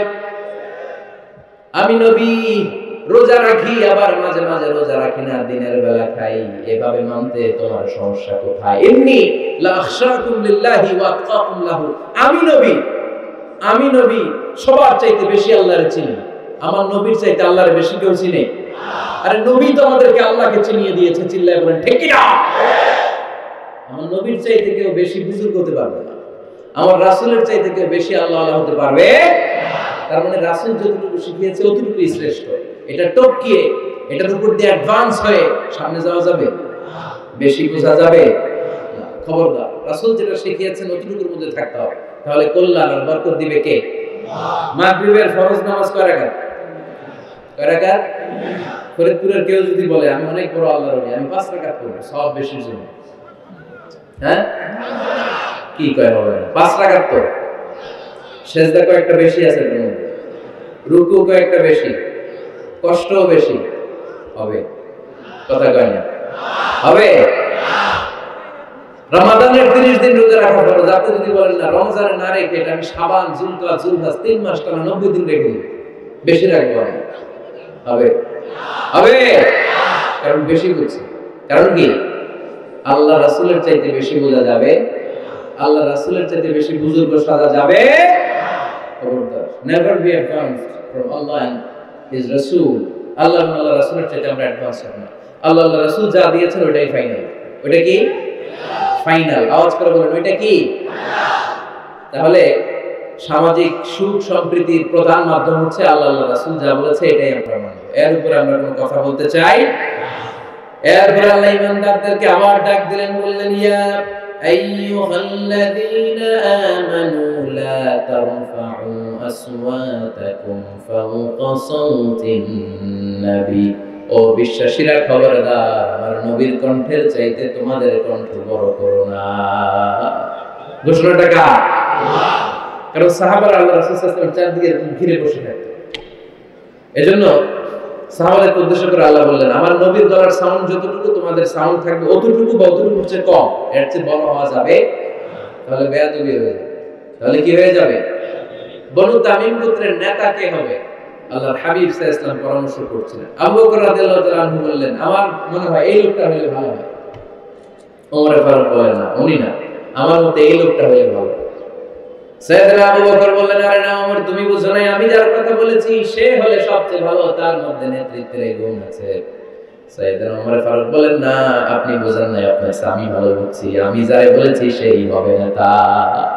তর্ক আছে না নাই? এই তর্ক, কথার নাম কথা, কথার পিঠে কথা করতে করতে করতে করতে ওনাদের মধ্যে একটু ঝগড়ার একটা ভাব, বিষ্ণুনবী বসা, এই ঝগড়া করতে করতে সাউন্ড বড় হয়ে গেছে, এই উনি হবে, উনি বলে না উনি হবে। বিষ্ণুনবীর কণ্ঠের চাইতে কণ্ঠ উঁচু হয়ে গেল, আরশের উপর থেকে একটা ধমক দিলেন কে? আল্লাহ বলেন, খবরদার লা তারফাউ আসওয়াতাকুম ফাওকা সাওতিন নবী, নবীর কণ্ঠের চাইতে কণ্ঠ উঁচু করো না। ওয়ালা তাজহারু লাহু বিল কওলি কাজাহরি বা'দিকুম লিবা'দ আন তাহবাতা আমালুকুম ওয়া আনতুম লা তাশউরুন, নবীর কণ্ঠের চাইতে তোমাদের কণ্ঠ যদি উঁচু হয়ে যায়, তোমাদের সব নেক আমলগুলো আমি আল্লাহ বাতিল করে দেব। ধমকটা ছোট না বড়? ছোট না বড়? মনোযোগ আছে আপনাদের? যদি নবীর কণ্ঠের চাইতে তোমাদের কণ্ঠ বড় হয়, জীবনে যত ইবাদত করছো সব বাতিল, নামাজগুলো বাতিল, কাজে আসবে। হজ করছো বাতিল, রোজা রেখেছো বাতিল, সব বাতিল। বেয়াদবি করেছো নবীর সাথে, চিল্লায় বলেন ঠিক কিনা? নবীর কণ্ঠের চাইতে নিচু হতে হবে। এই আয়াত আসার পরে সাহাবারা তো এমন ভয় পেলেন, এবার নবীর কাছেই কেউ আসে না। সুবহানাল্লাহ বলবেন না? ভয়ে আসে না, ভয়ে না জানি আমার কণ্ঠ আবার নবীর কণ্ঠের চাইতে উঁচু হয়ে যায়। ওমর ফারুক রাদিয়াল্লাহু তাআলা আনহু ডানে ঘুরে বায়ে ঘুরে কাছে আসে না, আবু বকর রাদিয়াল্লাহু তাআলা আনহু ডানে ঘুরে বায়ে ঘুরে কাছে আসে না। আল্লাহর হাবিব ওমর ফারুককে ডাক দিলেন, এই ওমর সামনে আসো, এদিকে আসো। ওমর ফারুক আসলেন, কিন্তু ওমর ফারুক এত আস্তে আস্তে কথা বলেন, বিশ্বনবী ওমর ফারুকের কথা কানে শোনে না। সুবহানাল্লাহ নাই? এত আস্তে আস্তে ওমর ফারুক কথা বলেন, বিশ্বনবী শুনতে পান না। ওমর কি বললেন একটু জোরে বলো না। ওমর ফারুক একটু জোরে বললেন, তাও শুনেন না। বিশ্বনবী বললেন, আরেকটু সাউন্ড বড় করে বলো, আমি তো শুনি না, জোরে বলো। ভয়, কারণ কণ্ঠ যদি উঁচু হয়ে যায় আমার নবীর কণ্ঠের চাইতে, জীবনের সব ইবাদত শেষ। এজন্য কথা কওয়ার দরকার নেই, ইবাদতগুলো ঠিকঠাক আওয়াজ করে করতে হবে। আল্লাহু আকবার। তাহলে 2 নাম্বার গাইডলাইন, লা তারফাউ আসওয়াতাকুম ফাওকা সাওতিন নবী, নবীর কণ্ঠের চাইতে কণ্ঠ উঁচু করো না। আপনারা হজ উমরা করেছেন কে কে দেখি?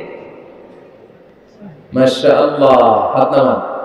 যারা আমরা করি নাই, আমরা আল্লাহর কাছে কামনা করি, আল্লাহ আমাদেরকে তুমি যাওয়ার তৌফিক দাও। আমিন। আমরা যেন আমার নবীর কবরের সামনে দাঁড়িয়ে নবীর সালাম করতে পারি, তৌফিক দাও। আমিন।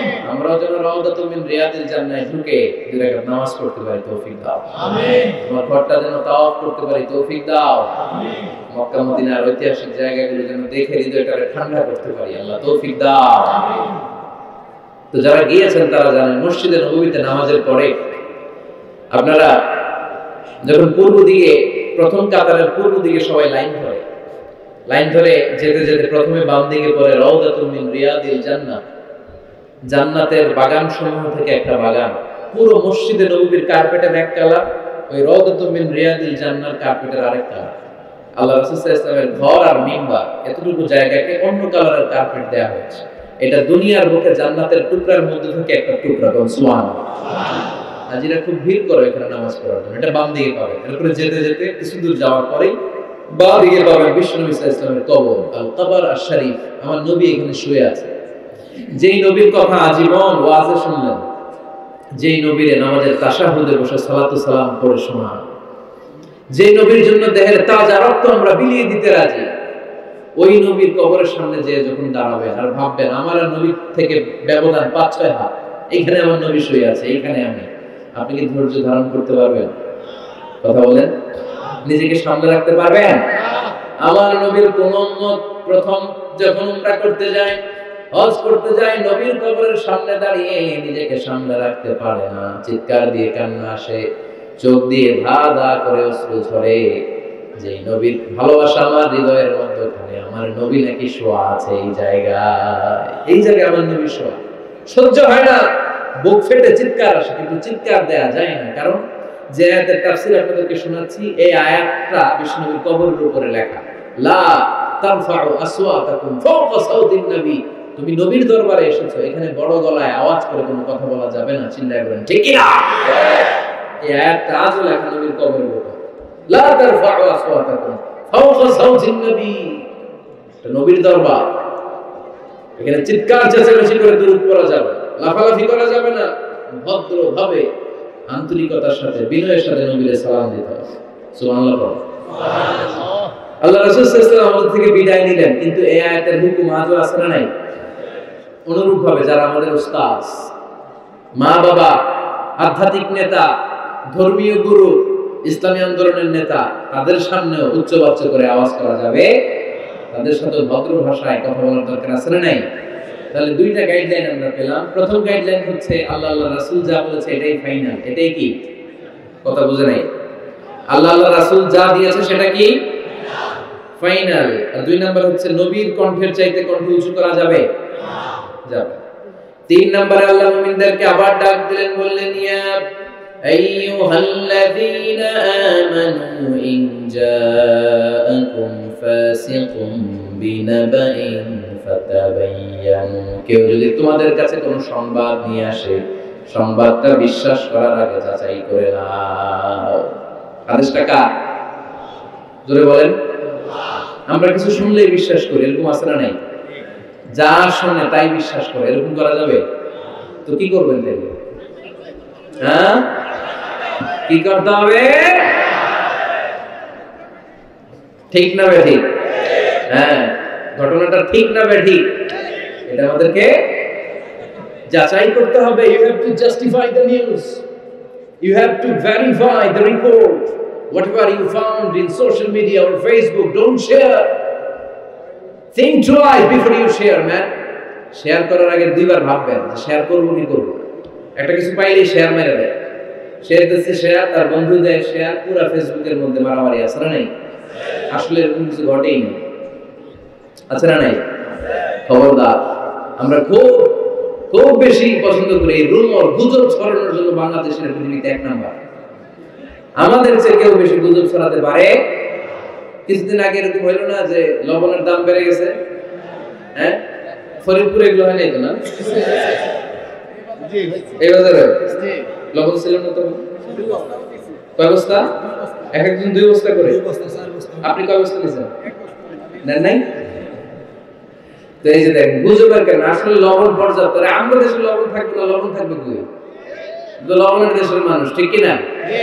পর্যাপ্ত পরিমাণ লবণ আছে। আমাদের যে লবণ মজুদ আছে, আমাদের দেশের চাহিদা মিটিয়ে পাশে ইন্ডিয়াতে বা মিয়ানমারও কিছু সাপ্লাই করা সম্ভব, এত লবণ আছে।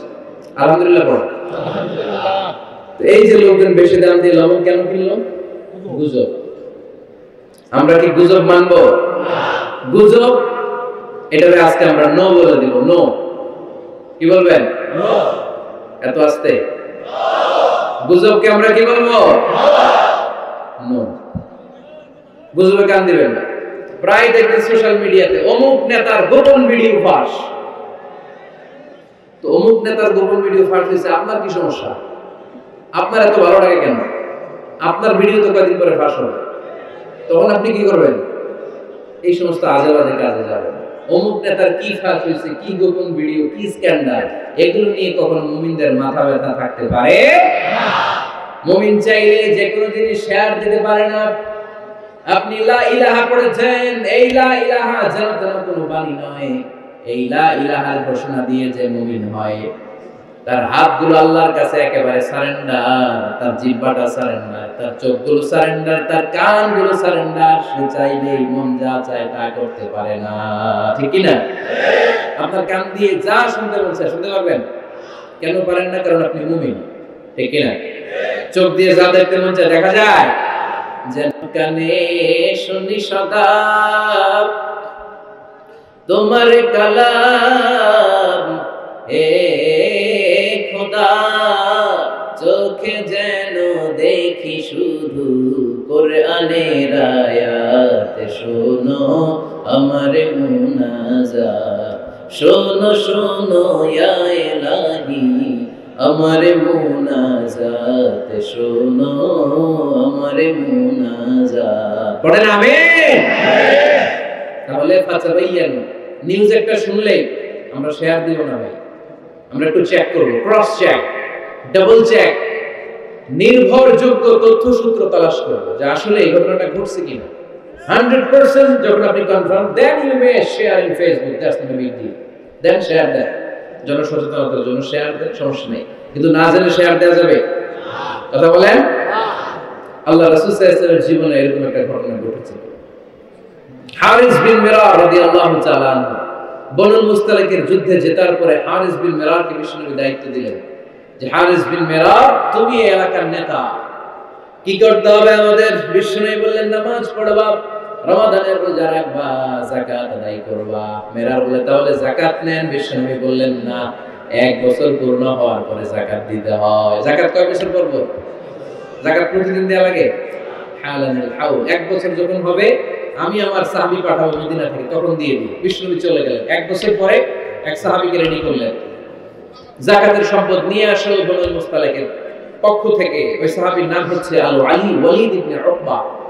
বিশ্বনবী ডেকে বললেন, ওয়ালিদ যাও, 1 বছরের সময় অতিক্রান্ত হয়েছে, বনুল মুস্তালিকের লোকদের যত যাকাতের সম্পদ জমা হয়েছে নিয়ে আসো। সাইয়েদনা ওয়ালিদ ইবনে উকবা যখন সম্পদ আনার জন্য বের হলেন, ওইদিকে বনুল মুস্তালিকের লোকেরা শুনতে পেল বিশ্বনবীর পাঠানো সাহাবী ওনাদের এলাকায় শুভাগমন করবে। ওই সাহাবীকে লাল গালিচার সংবর্ধনা দেওয়ার জন্য সেনাবাহিনী সহ পুরো এলাকা থেকে সব সৈন্যবাহিনী সহ তারা মরুভূমির মধ্যে এসে দাঁড়িয়ে রয়েছে। সুবহানাল্লাহ। নবীর সাহাবীর আগমন, নবীর সাহাবীর শুভাগমন, উনি এসে আমাদের এলাকার যাকাতের টাকা কালেকশন করে নিয়ে যান, ওনাকে সংবর্ধনা দিব, বের হও। তলোয়ার নিয়ে, ঘোড়া নিয়ে, গার্ড দিয়ে আমরা দাঁড়িয়ে থাকি।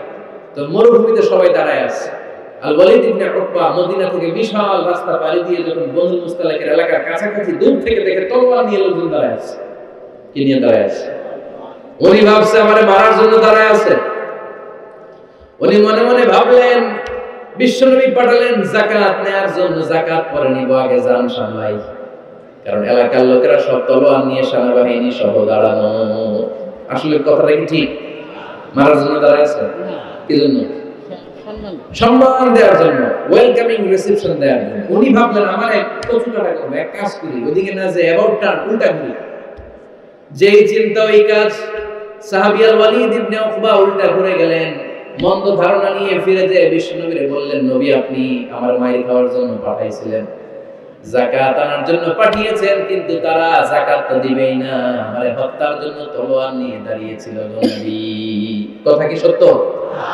উনি ভুল বুঝতে পারছেন, উনি ভুল বুঝেছেন।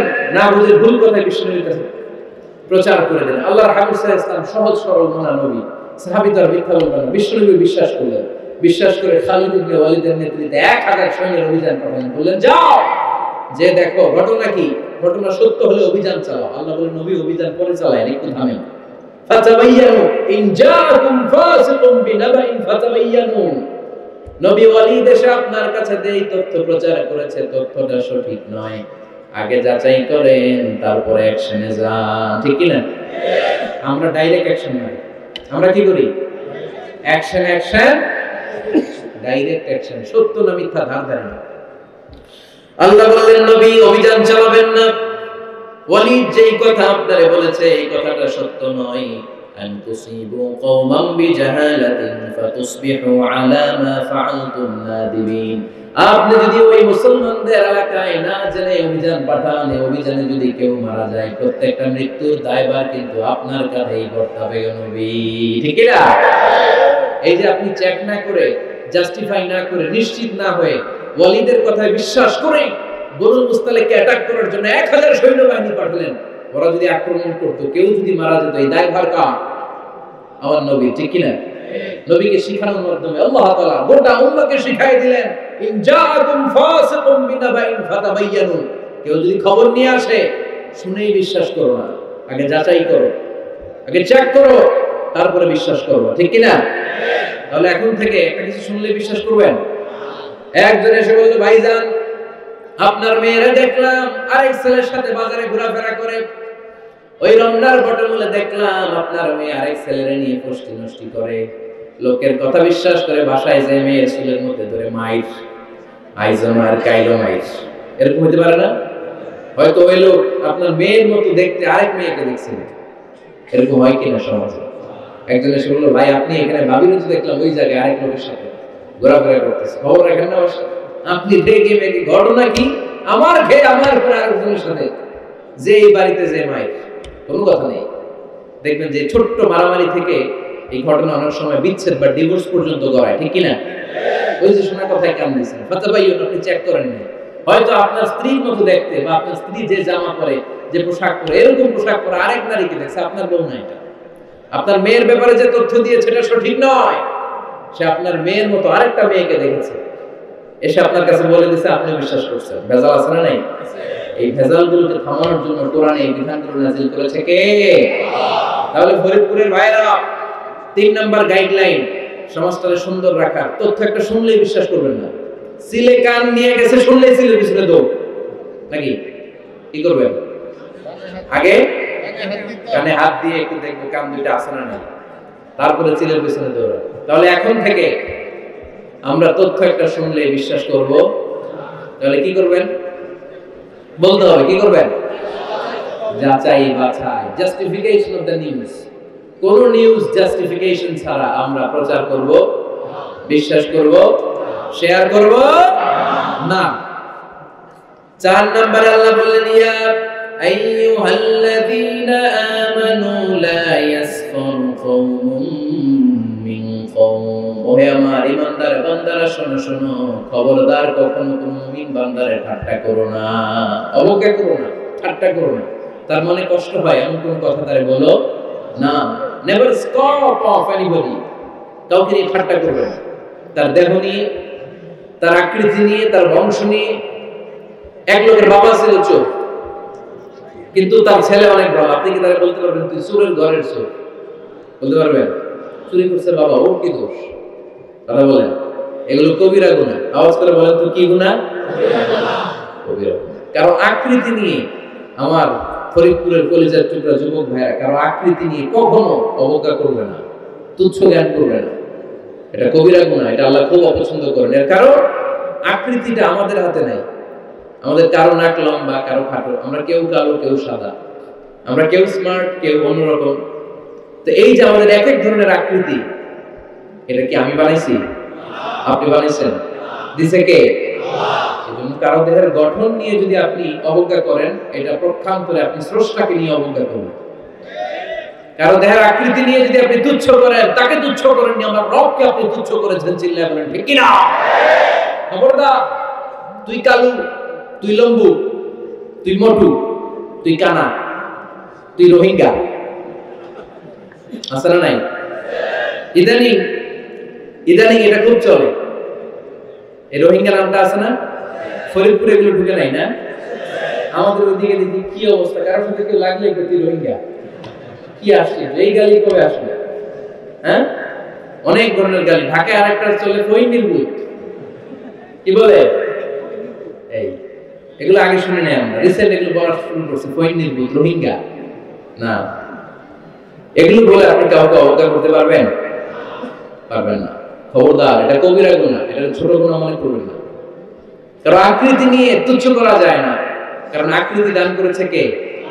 ওয়াল্লাযী ইউসাউইরুকুম ফিল আরহামি কাইফা ইয়াশা লা ইলাহা ইল্লা হুয়াল আজিজুল হাকীম। তিনি এমন সত্তা যিনি তোমাদের চেহারার অবয়ব দিয়েছেন, তোমাদের আকৃতি দান করেছেন তখন যখন তোমরা মায়ের পেটের ভেতরে ছোট্ট জোকের মতো ছিলা।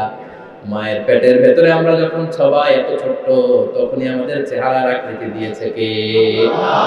কে সুন্দর হব, কে ছেলে হব, কে মেয়ে হব, কে মোটা হব, কে চিকন হব, আমার ইচ্ছা হয়েছে?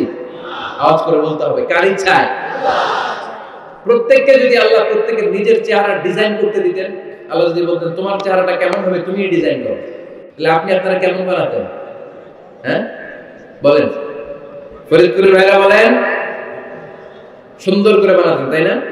সবচাইতে স্মার্ট, সবচেয়ে সুন্দর করে আমি আমার চেহারাটা বানাতাম, যদি আমাকে ডিজাইন করার সুযোগ দেওয়া হতো। কিন্তু এই সুযোগ তো আল্লাহ দেন নাই। ডিজাইন স্বয়ং করে দিয়েছেন কে? আল্লাহ।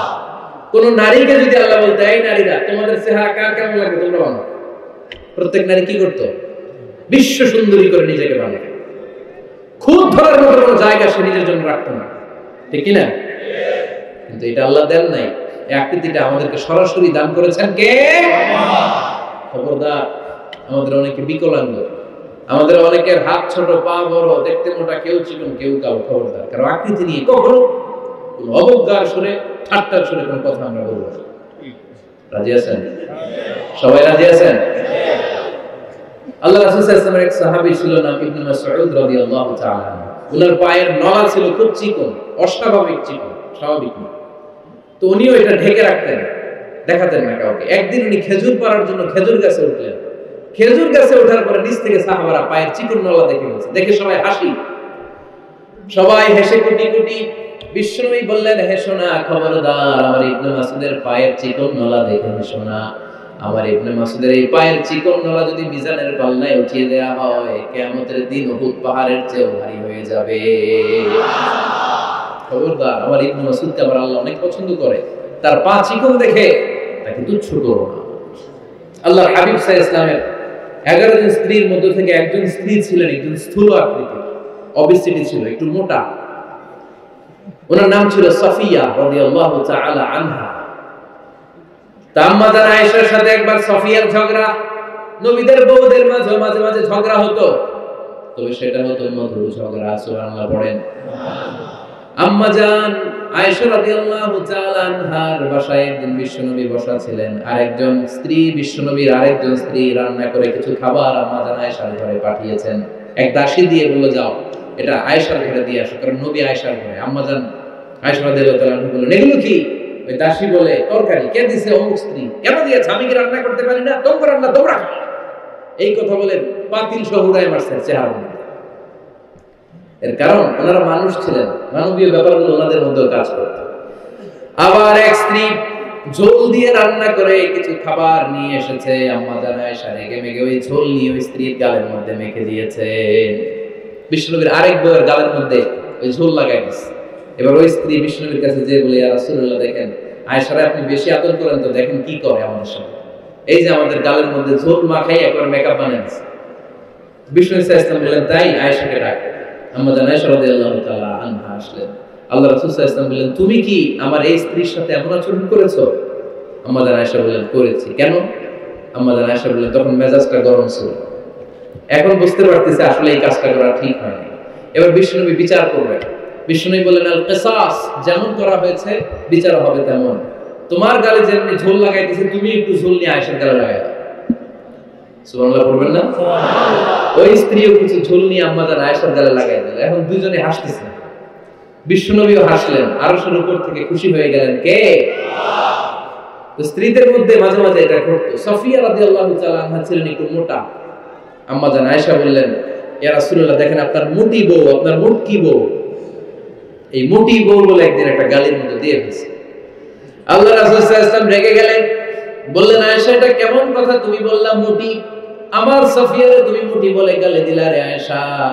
ইয়া আয়েশা, লাকাদ কুলতি লা কালিমা লাউ মুসিজাত বিমাইল বাহরি লামাজাজাতহু।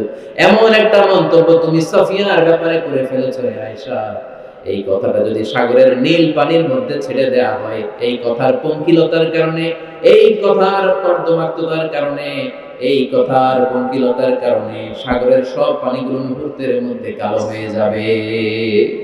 এই কথাটা সাগরে ফেলে দিলে সাগরের নীল পানি পুরোটা কালো হয়ে যাবে। আয়েশা, খবরদার, কাউকে তুচ্ছ করে অবজ্ঞা করে কখনো কিছু বলা যাবে না। এই জিহ্বাটা এটা ভয়ঙ্কর একটা অঙ্গ। বেশিরভাগ পাপ এই জিহ্বা দিয়ে হয়।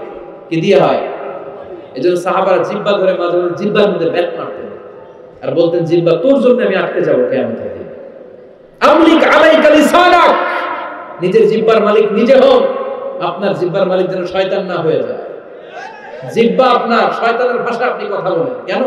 খবরদার, প্রতিটা কমেন্ট, প্রতিটা কথা, প্রতিটা মন্তব্য এগুলোর ব্যাপারে কিয়ামতের দিন পাই টু পাই করে আপনার কাছে আল্লাহর সুপ্রিম কোর্টের কাঠ গড়ায় দাঁড় করিয়ে আপনারা জিজ্ঞেস করবে কে? এজন্য বিশ্বনবী বলছেন মাইয়াদমালি মা বাইনা লিহিয়াইহি ওয়া মা বাইনা রিজলাইহি আদমান লাহুল জান্নাহ। আমার কোন উম্মত যদি দুইটা অঙ্গের গ্যারান্টি আমারে দেয়, আমি আমার উম্মতকে জান্নাতের গ্যারান্টি দেব। দুইটা অঙ্গের একটা হলো জিহ্বা আর একটা লজ্জাস্থান।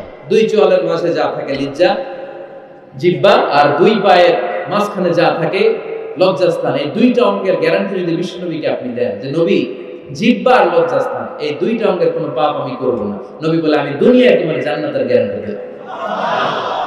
এজন্য জিহ্বাটারে সামলান, যা মনে চাই বলেন। খবর আছে না নাই? খবর আছে। মা ইয়ালফিযু মিন কাওলিন ইল্লা লাদাইহি রাকীবুন আতীদ। যা মুখ দিয়ে বের হয় লিখে রাখার জন্য দুইজন ফেরেশতা রেডি করে রেখেছে কে? চিল্লায় বলেন। যতদিন আমরা বেঁচে থাকবো ততদিন থাকবে আমাদের কাঁধে। আমরা মরে যাবো এই ফেরেশতারা উড়াল দিবে, ঠিক কি না? দুই কান্দে জি ছিল যে তোমার দুইজনা পাহারা, তোমারে একলা থইয়া পালাইছে তাহারা। তোমার আর কুঠুরি নয় দরজা বন্ধ এবার হলো রে হলো। মুখে আল্লাহ রাসূল সবে বলো, ও মুখে আল্লাহ রাসূল সবে বলো। দুয়ারে আইসাছে পালকি নাই হরি গাও তোলো রে তোলো। মুখে আল্লাহ রাসূল সবে বলো, ঠিক কি না? এজন্য সাবধান। আমলিক আলাইকা লিসানাক, নিজের জিহ্বার মালিক নিজে হন। মন যা চায় মুমিন তখন ইচ্ছা মতো মন মতো কোনো মন্তব্য ছুটতে পারে না। বিশ্বাসী বলে যদি নিজেকে দাবি করে, নিজের জিহ্বার মালিক নিজে থাকার দরকার আছে না নাই? তাহলে 4 নম্বরে আল্লাহ বললেন লা ইয়াসখার কওমুন মিন কওম, কেউ কাউরে ঠাট্টা করব না, অবজ্ঞার সুরে কোনদিন কাউরে কোনো কথা বলবো না। রাজি আছেন? সবাই রাজি? কষ্ট হচ্ছে? হ্যাঁ, আর কিছু সময় চলবে? চলবে। তাকবীর পড়েন তো, লিল্লাহি তাকবীর।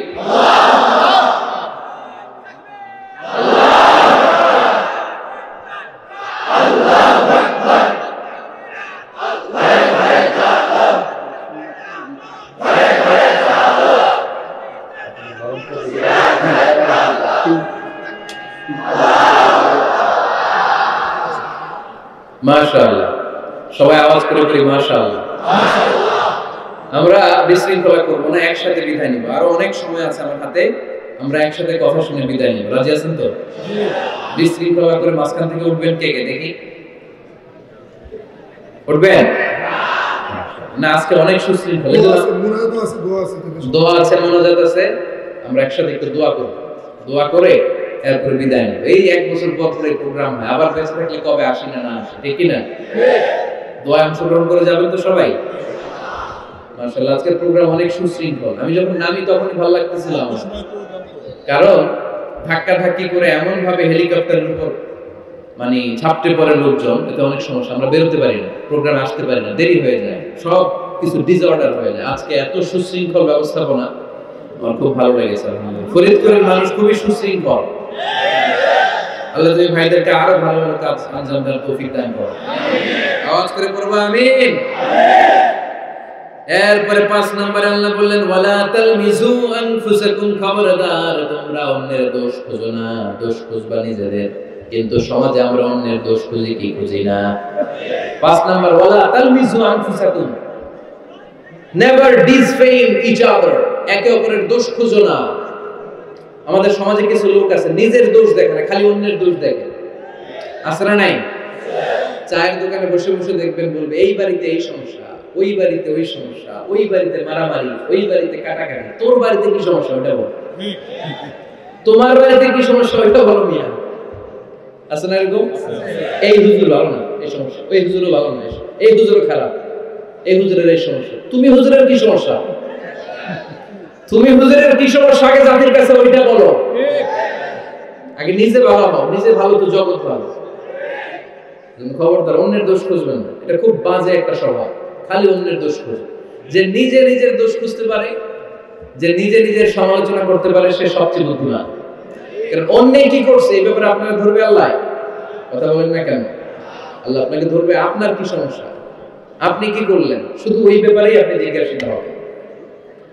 এজন্য আল্লাহ বললেন তাদের উপর আমার লানত, তাদের উপর ধ্বংস, যারা প্রকাশ্যে অপ্রকাশ্যে অন্যদের দোষ খুঁজে বেড়ায়, দোষ বলে বেড়ায়, এরকম আছে না নাই? আল্লাহ লানত দিয়ে বললেন ওয়াইলুল লিকুল্লি হুমাযাতিন লুমাযা, গোপনে দোষ খোঁজে প্রকাশ্যে দোষ বলে, তাদের উপর আল্লাহ লানাত। হুমাযাতিন লুমাযা, এই লুমাযা শব্দ থেকে আল্লাহ এনেছেন ওয়ালা তালমিযু আনফুসাকুম, একে অপরের দোষ খোঁজো না, নিজের দোষ খোঁজো, সেই সবচেয়ে বুদ্ধিমান। তাহলে আমরা আত্মসমালোচনা করব। কি করব? খেয়াল রাখবেন, সবচেয়ে খারাপ হচ্ছে সমালোচনা। সবচেয়ে খারাপ কি? তারপর কিছুটা ভালো যেটা, সেটা হচ্ছে আলোচনা। সেটা কি? আলোচনা। সবচেয়ে ভালো হচ্ছে আত্মসমালোচনা। সবচেয়ে ভালো কি?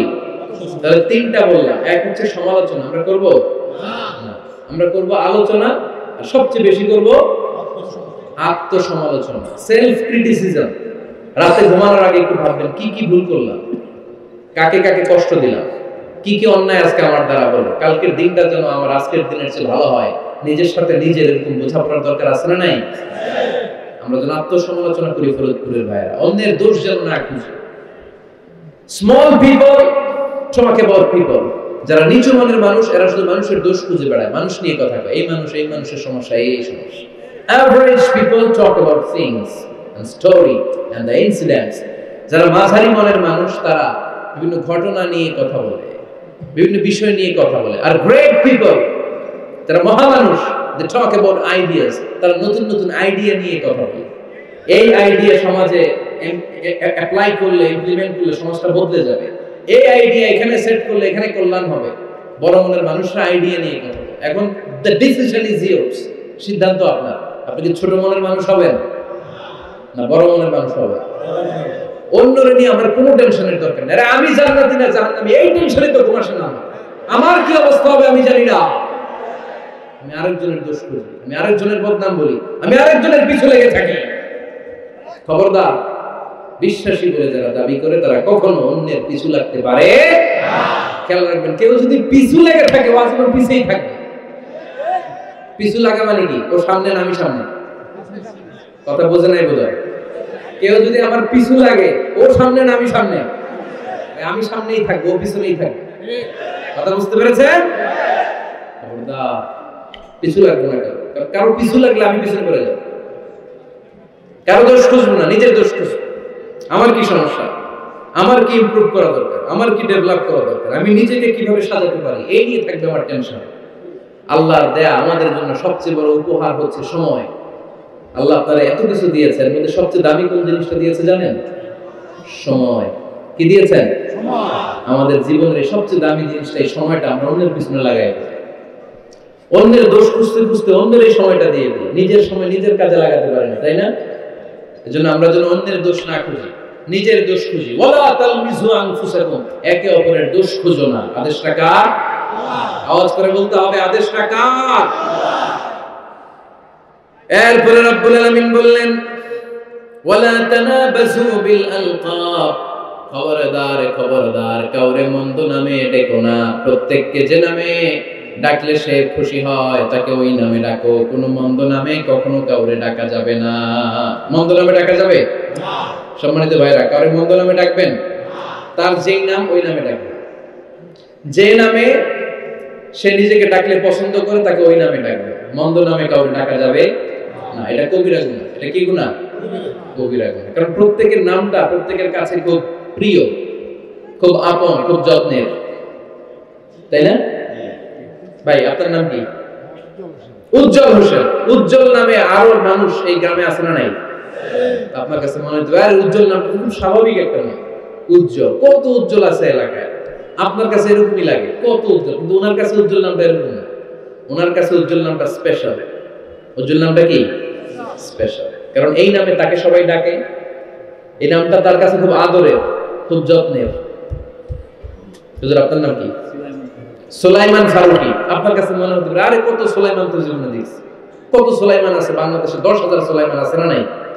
আছে। তো আপনার কাছে এরকম মনে হয়, কিন্তু ভাইজানের কাছে কি এরকম মনে হয়? ভাইজানের কাছে সুলাইমানটা খুব দরদের, খুব প্রিয়, খুব আদরের। কারণ এই নামে ভাইজানকে সবাই চিনে, ঠিক কি না? আমার নাম মিজান, আপনার কাছে মনে হতে পারে আরে এই নামের কত লোক আছে বাংলাদেশ, আছে না?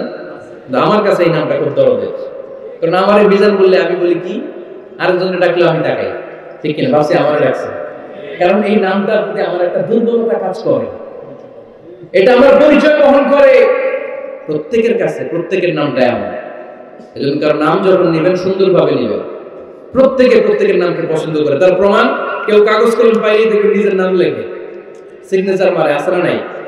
বিশেষ করে সাগরে ঘুরতে গেলে বালুর মধ্যে প্রত্যেকের নাম লেখে দেখবেন, দেখছেন? কক্সবাজারে ঘুরতে গেছেন কারা কারা দেখি? ওরে ফরিদপুরে ঘুরতে যায় দেখি আমি।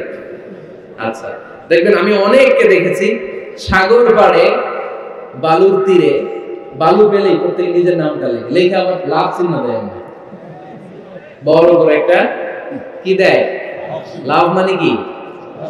তার মানে আমার নামটারে আমি ভালোবাসি, প্রত্যেকের নামটারে বড্ড ভালোবাসি। এজন্য কখনো এই রোহিঙ্গা ফহিঙ্গিরপুর এগুলো বলবে না, যার যে নাম ওই নামটা সুন্দর করে ডাকবেন। আল্লাহ বললেন ওয়ালা তানাবাযু বিল আলকাব, মন্দ নামে কখনো কাউকে ডেকো না, সুন্দর নামে ডাকো। নামের বিকৃতি কবিরা গুনাহ, আমরা আমাদের দেশে এটা করি। কত সুন্দর নাম বাবা মা রেখেছে, আবু বকর, ওরে ডাকে বকইরা, কি ডাকে? বাবা মা রেখেছে আব্দুল ওয়াক্কাস, ওরে ডাকে হ্যাঁ আকাইচা। এটা হইলো? এগুলো করবেন আল্লাহর নামের সাথে মিলায়। কি সুন্দর নাম, আব্দুল কুদ্দুস, ওরে কি ডাকে? হ্যাঁ, আজকে থেকে আর ডাকবেন? ডাকবে না? তাহলে আমরা প্রত্যেকের সুন্দর নামে ডাকতে রাজি আছি না নাই? এরপরে আল্লাহ 8 নম্বরে বললেন ইয়া আইয়ুহাল্লাযীনা আমানু ইজতানিবু কাসীরাম মিনাল-যান ইন্না বা'দায-যান্নি, খবরদার আন্দাজ অনুমান করে কথা বলো না। ইজতানিবু কাসীরাম মিনাল-যান, অতিরিক্ত আন্দাজ আর অনুমান নির্ভর কথা থেকে বেঁচে থাকো। আদেশটা কার? আন্দাজে কোনো কথা আমরা বলবো না, অনুমান নির্ভর কথা বলবো না, কারণ ইন্না বা'দায-যান্নি, বেশিরভাগ আন্দাজ অনুমান নির্ভর কথাগুলো মিথ্যা হয়, ফলে পাপ হয়, ঠিক কি না? আপনি জীবনে যত আন্দাজ করে কথা বলেছেন তার বেশিরভাগই মিথ্যা, বেশিরভাগই ভুল। তাহলে আন্দাজ অনুমান নির্ভর কথা কোন মুমিন বলতে পারে না। খবরদার আন্দাজ অনুমান নির্ভর কোন কথা আমরা বলবো না। আল্লাহর হাবিব সাল্লাল্লাহু আলাইহি ওয়াসাল্লাম বলেছেন ইয়াকুম ওয়ায-যান ফা ইন্নায-যান্না আকযাবুল হাদিস, তোমরা ধারণা করা থেকে, অনুমান নির্ভর, আন্দাজ নির্ভর কথা থেকে বেঁচে থাকো, কেননা আন্দাজ নির্ভর কথাগুলো হচ্ছে মহাপাপ। আন্দাজে কথা বলা যাবে? এই এখানে কি হয়েছে? ঠিক আছে, ব্যাস কথা শুনতে চাই না, বসো। আন্দাজ অনুমান নির্ভর কথা বলা যাবে না, কারণ আন্দাজ আর অনুমান কখনো সত্যের বিকল্প হতে পারে না। ইয়াত্তাবিউনা ইল্লা যান ওয়া ইন্না যান্না লা ইউগনি মিনাল হাক্কি শাইআ। কিছু লোক আছে আন্দাজ নির্ভর কথা বলে, আর আন্দাজ কখনো সত্যের বিকল্প হতে পারে। আজ থেকে আন্দাজে কথা আমরা বাদ দিয়ে দিই। রাজি? একমত না দ্বিমত? আওয়াজ করে বলেন, একমত না দ্বিমত? খবরদার আন্দাজ করবেন না। যদি আন্দাজ করেন ভালো আন্দাজ করবেন। আন্দাজ করলে কি আন্দাজ করবেন? ভালো আন্দাজ। Come back positive, not go back negative. কোন নেগেটিভ আন্দাজ আমরা করতে চাই না। ভাবলে পজিটিভ ভাবনা, অনুমান করলে পজিটিভ। কিছু লোক আছে খালি নেগেটিভ, আছে না নাই? ফরিদপুরে আলহামদুলিল্লাহ এগুলো নেই, এগুলো সব পজিটিভ মাইন্ডেড। আল্লাহ তুমি আমাদেরকে পজিটিভ মাইন্ডেড হওয়ার তৌফিক দান করো, আমরা পড়ি আমিন। এই দেশে যে কি পরিমাণে আন্দাজে কথা চলে না? আপনি দেখলেন আপনার এক বন্ধু রিকশায় করে এক মেয়েকে নিয়ে ঘুরে বেড়াচ্ছে, এটা দেখেই এসে বলা শুরু করলেন আমি তো দেখছি আমার বন্ধু প্রেম ভালোবাসা শুরু করছে। এক মেয়ের নিয়ে প্রেমে পড়ে গেছে, আমার বন্ধু তো প্রেমে হাবুডুবু খায়। কেমনে বুঝলি? কারণ আমি নিজ চোখে দেখেছি। মেয়ে নিয়ে রিকশায় ঘুরতেছে, বান্ধবীর নিয়ে, প্রেমিকারা নিয়ে রিকশায় ঘুরে। এমনও হতে পারে আপনার বন্ধুর পাশে রিকশায় যে মেয়েটা বসা ছিল সেটা তার আপন বোন, হতে পারে না? তার পাশে যে মেয়েটা বসা ছিল এটা তার আপন ভাগ্নি, হতে পারে তার আপন খালা, হতে পারে না? ও কিছু হয় নাই, আপনার গুনার পাল্লাকে আপনি ভারী করেছেন, ঠিক কিনা? কারণ ঠোঁট কালো দেখলে আমরা আন্দাজে বলি লোকটা মনে সিগারেট খায়, আছে না নাই? সিগারেট না খেয়েও ঠোঁট কালো হতে পারে কি পারে না? বিয়ের পরে যদি কেউ হুন্ডা কিনে,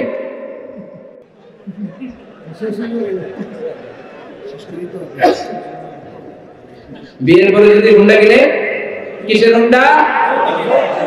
দেখছেন আন্দাজে মেরে দিচ্ছে যৌতুক। তো ও যখন হুন্ডা পাইছে বা কিনছে, কোথা থেকে আনছে, কত টাকা খরচ করে কিনলো, কেমনে আনলো, কিস্তিতে আনলো না সরাসরি আনলো, মাথার ঘাম পায়ে ফেলে আনলো না বন্দুকটা চালাইতেছে, জানেন আপনি? তো এগুলো ধারণা করেন কেন? আন্দাজে আন্দাজে ধারণা করেন কেন? আজকে থেকে আন্দাজের গোষ্ঠী গিলাই আমরা। আন্দাজে কথা বলা যাবে না। খবরদার, ইজতানিবু কাসীরাম মিনাজ যান। ভাই, এগুলো করে আমরা আমাদের সমাজটাকে জাহান্নামের টুকরা বানিয়ে দিয়েছি। আর কত? আর না, অনেক হয়েছে। আর থামেন, থামেন, স্টপ, থিংক টুয়াইস। একটু ভাবেন কি বলছি আমি। প্রতিটা কথা জবাবদিহিতা সেদিন চাইবে কে? আল্লাহ। এজন্য 8 নম্বরে বললেন আন্দাজে কথা বলো না।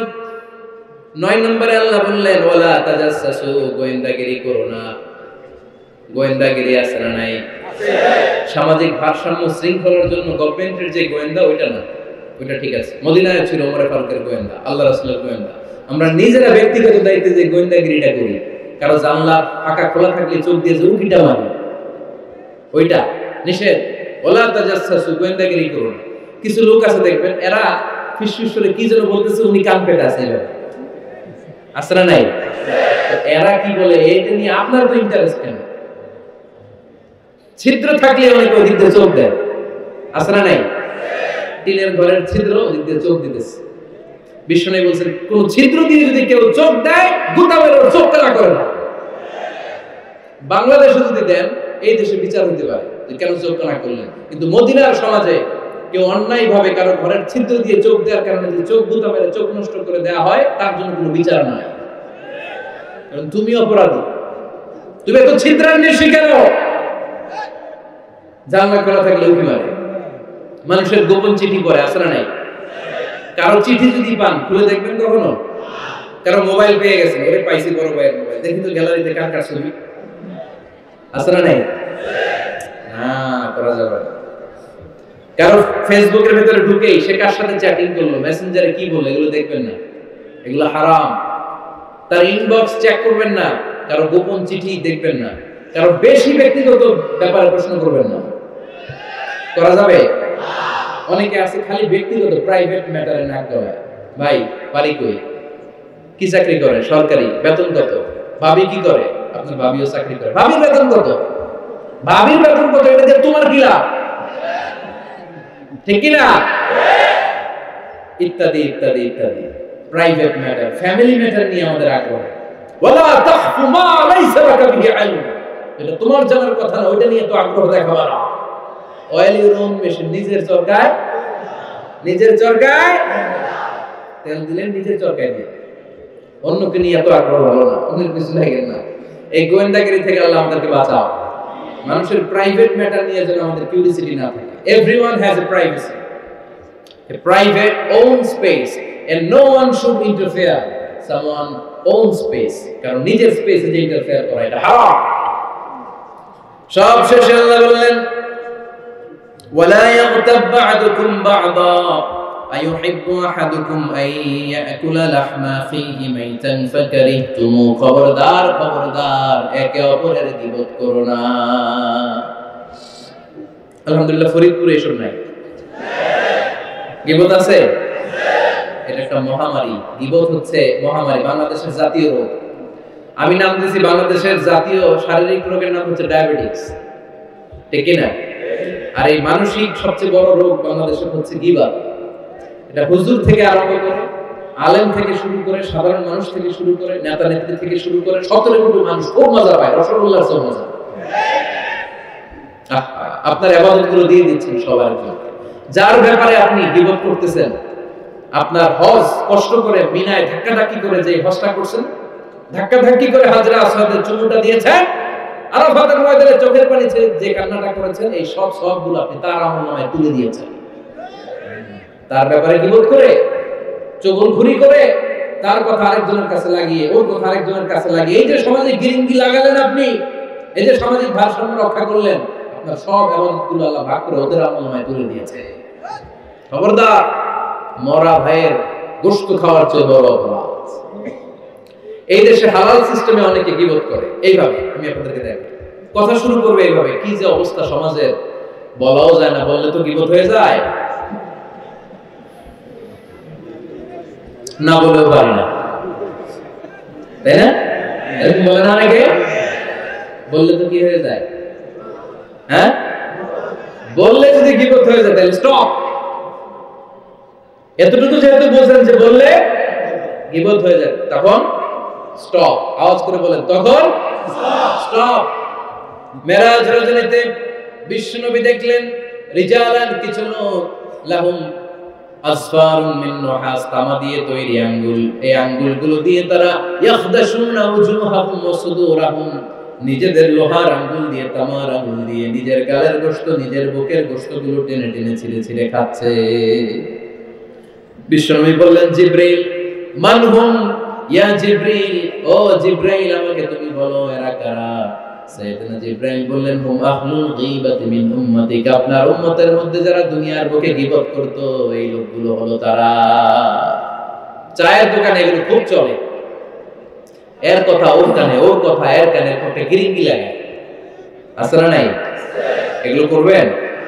গীবত কাকে বলে? যিকরুকা আখাকা বিমা ইয়াকরাহ, সহিহ হাদিস। তোমার ভাইয়ের ব্যাপারে এমন কথা বলা যেটা শুনলে, তার অনুপস্থিতিতে এমন কোন কথা বলা যেটা শুনলে সে মনে কষ্ট পাবে। বলবেন এগুলা?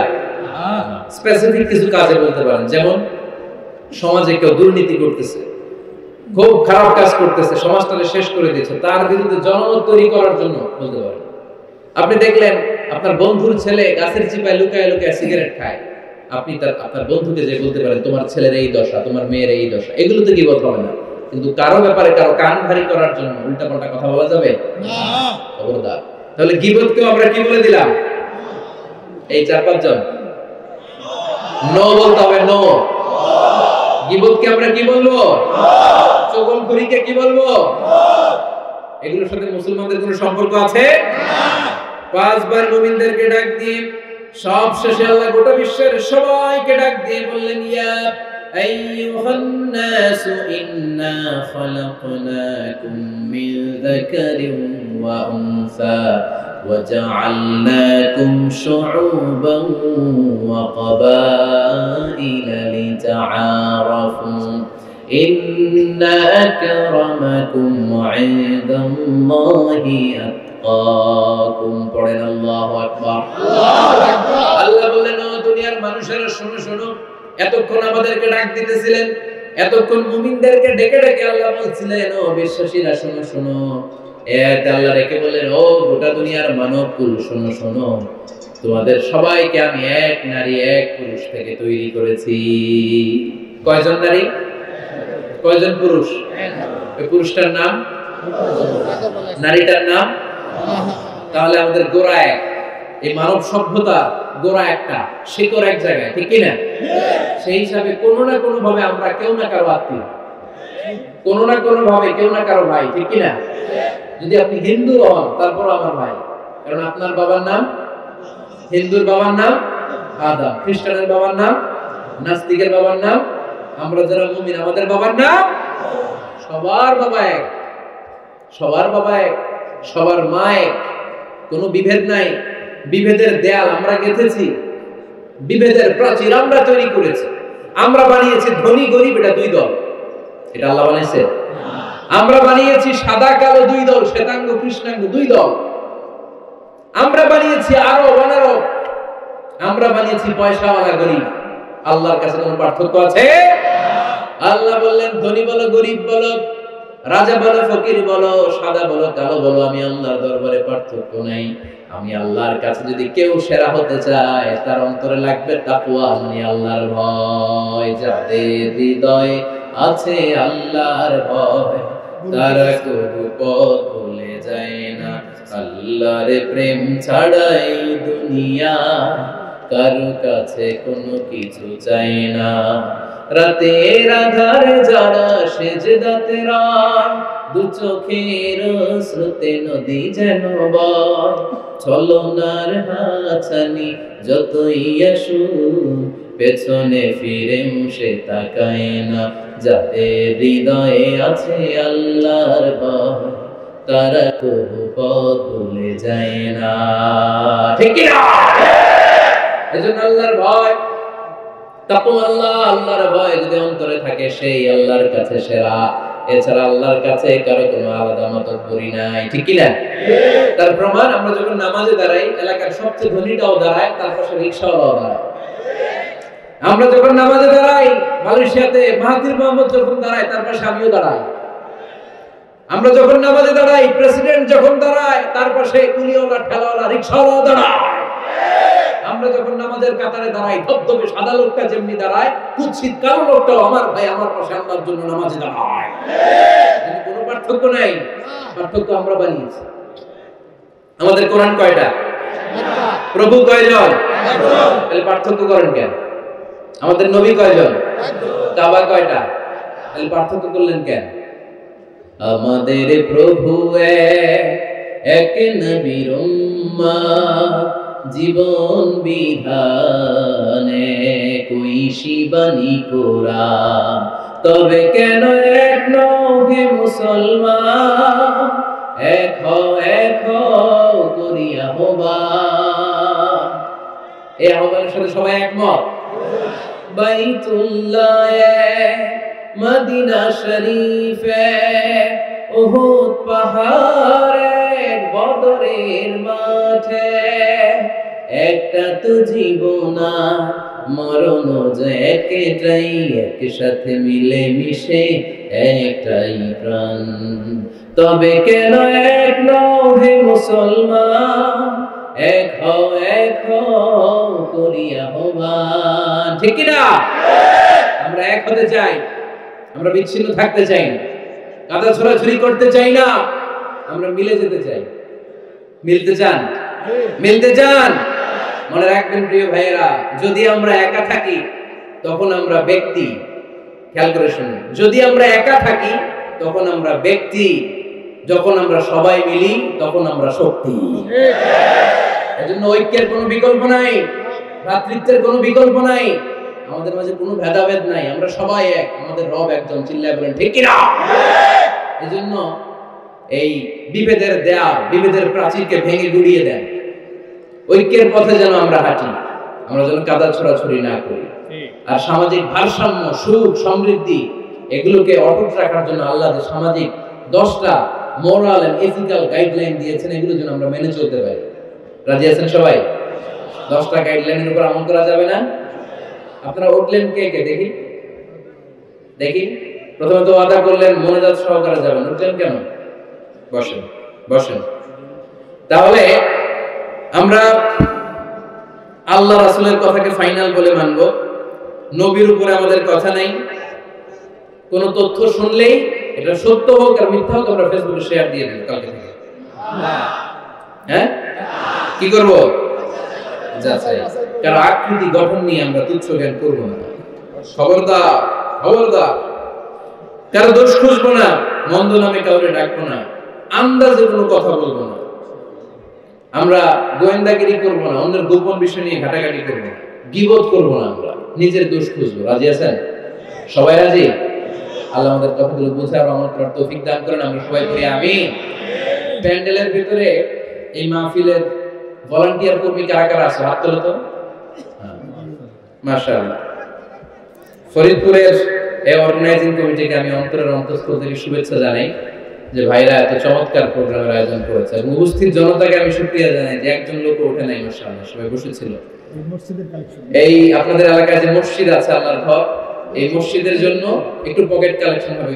ভলান্টিয়ার ভাইরা তোমরা দাঁড়াও, তোমাদের সময় মাত্র 2 minute, only 2 minutes, your time starts now. তোমাদের সময় শুরু হলো এখন। 2 মিনিটের মধ্যে সব ভাইদের কাছে যাও, আমরা যে যা পারি আল্লাহর ঘর মসজিদের উন্নয়নে আমরা একটু দান করি। এই পকেট কালেকশন শেষেই একসাথে দোয়া করে আমরা আজকের মাহফিলের রীতি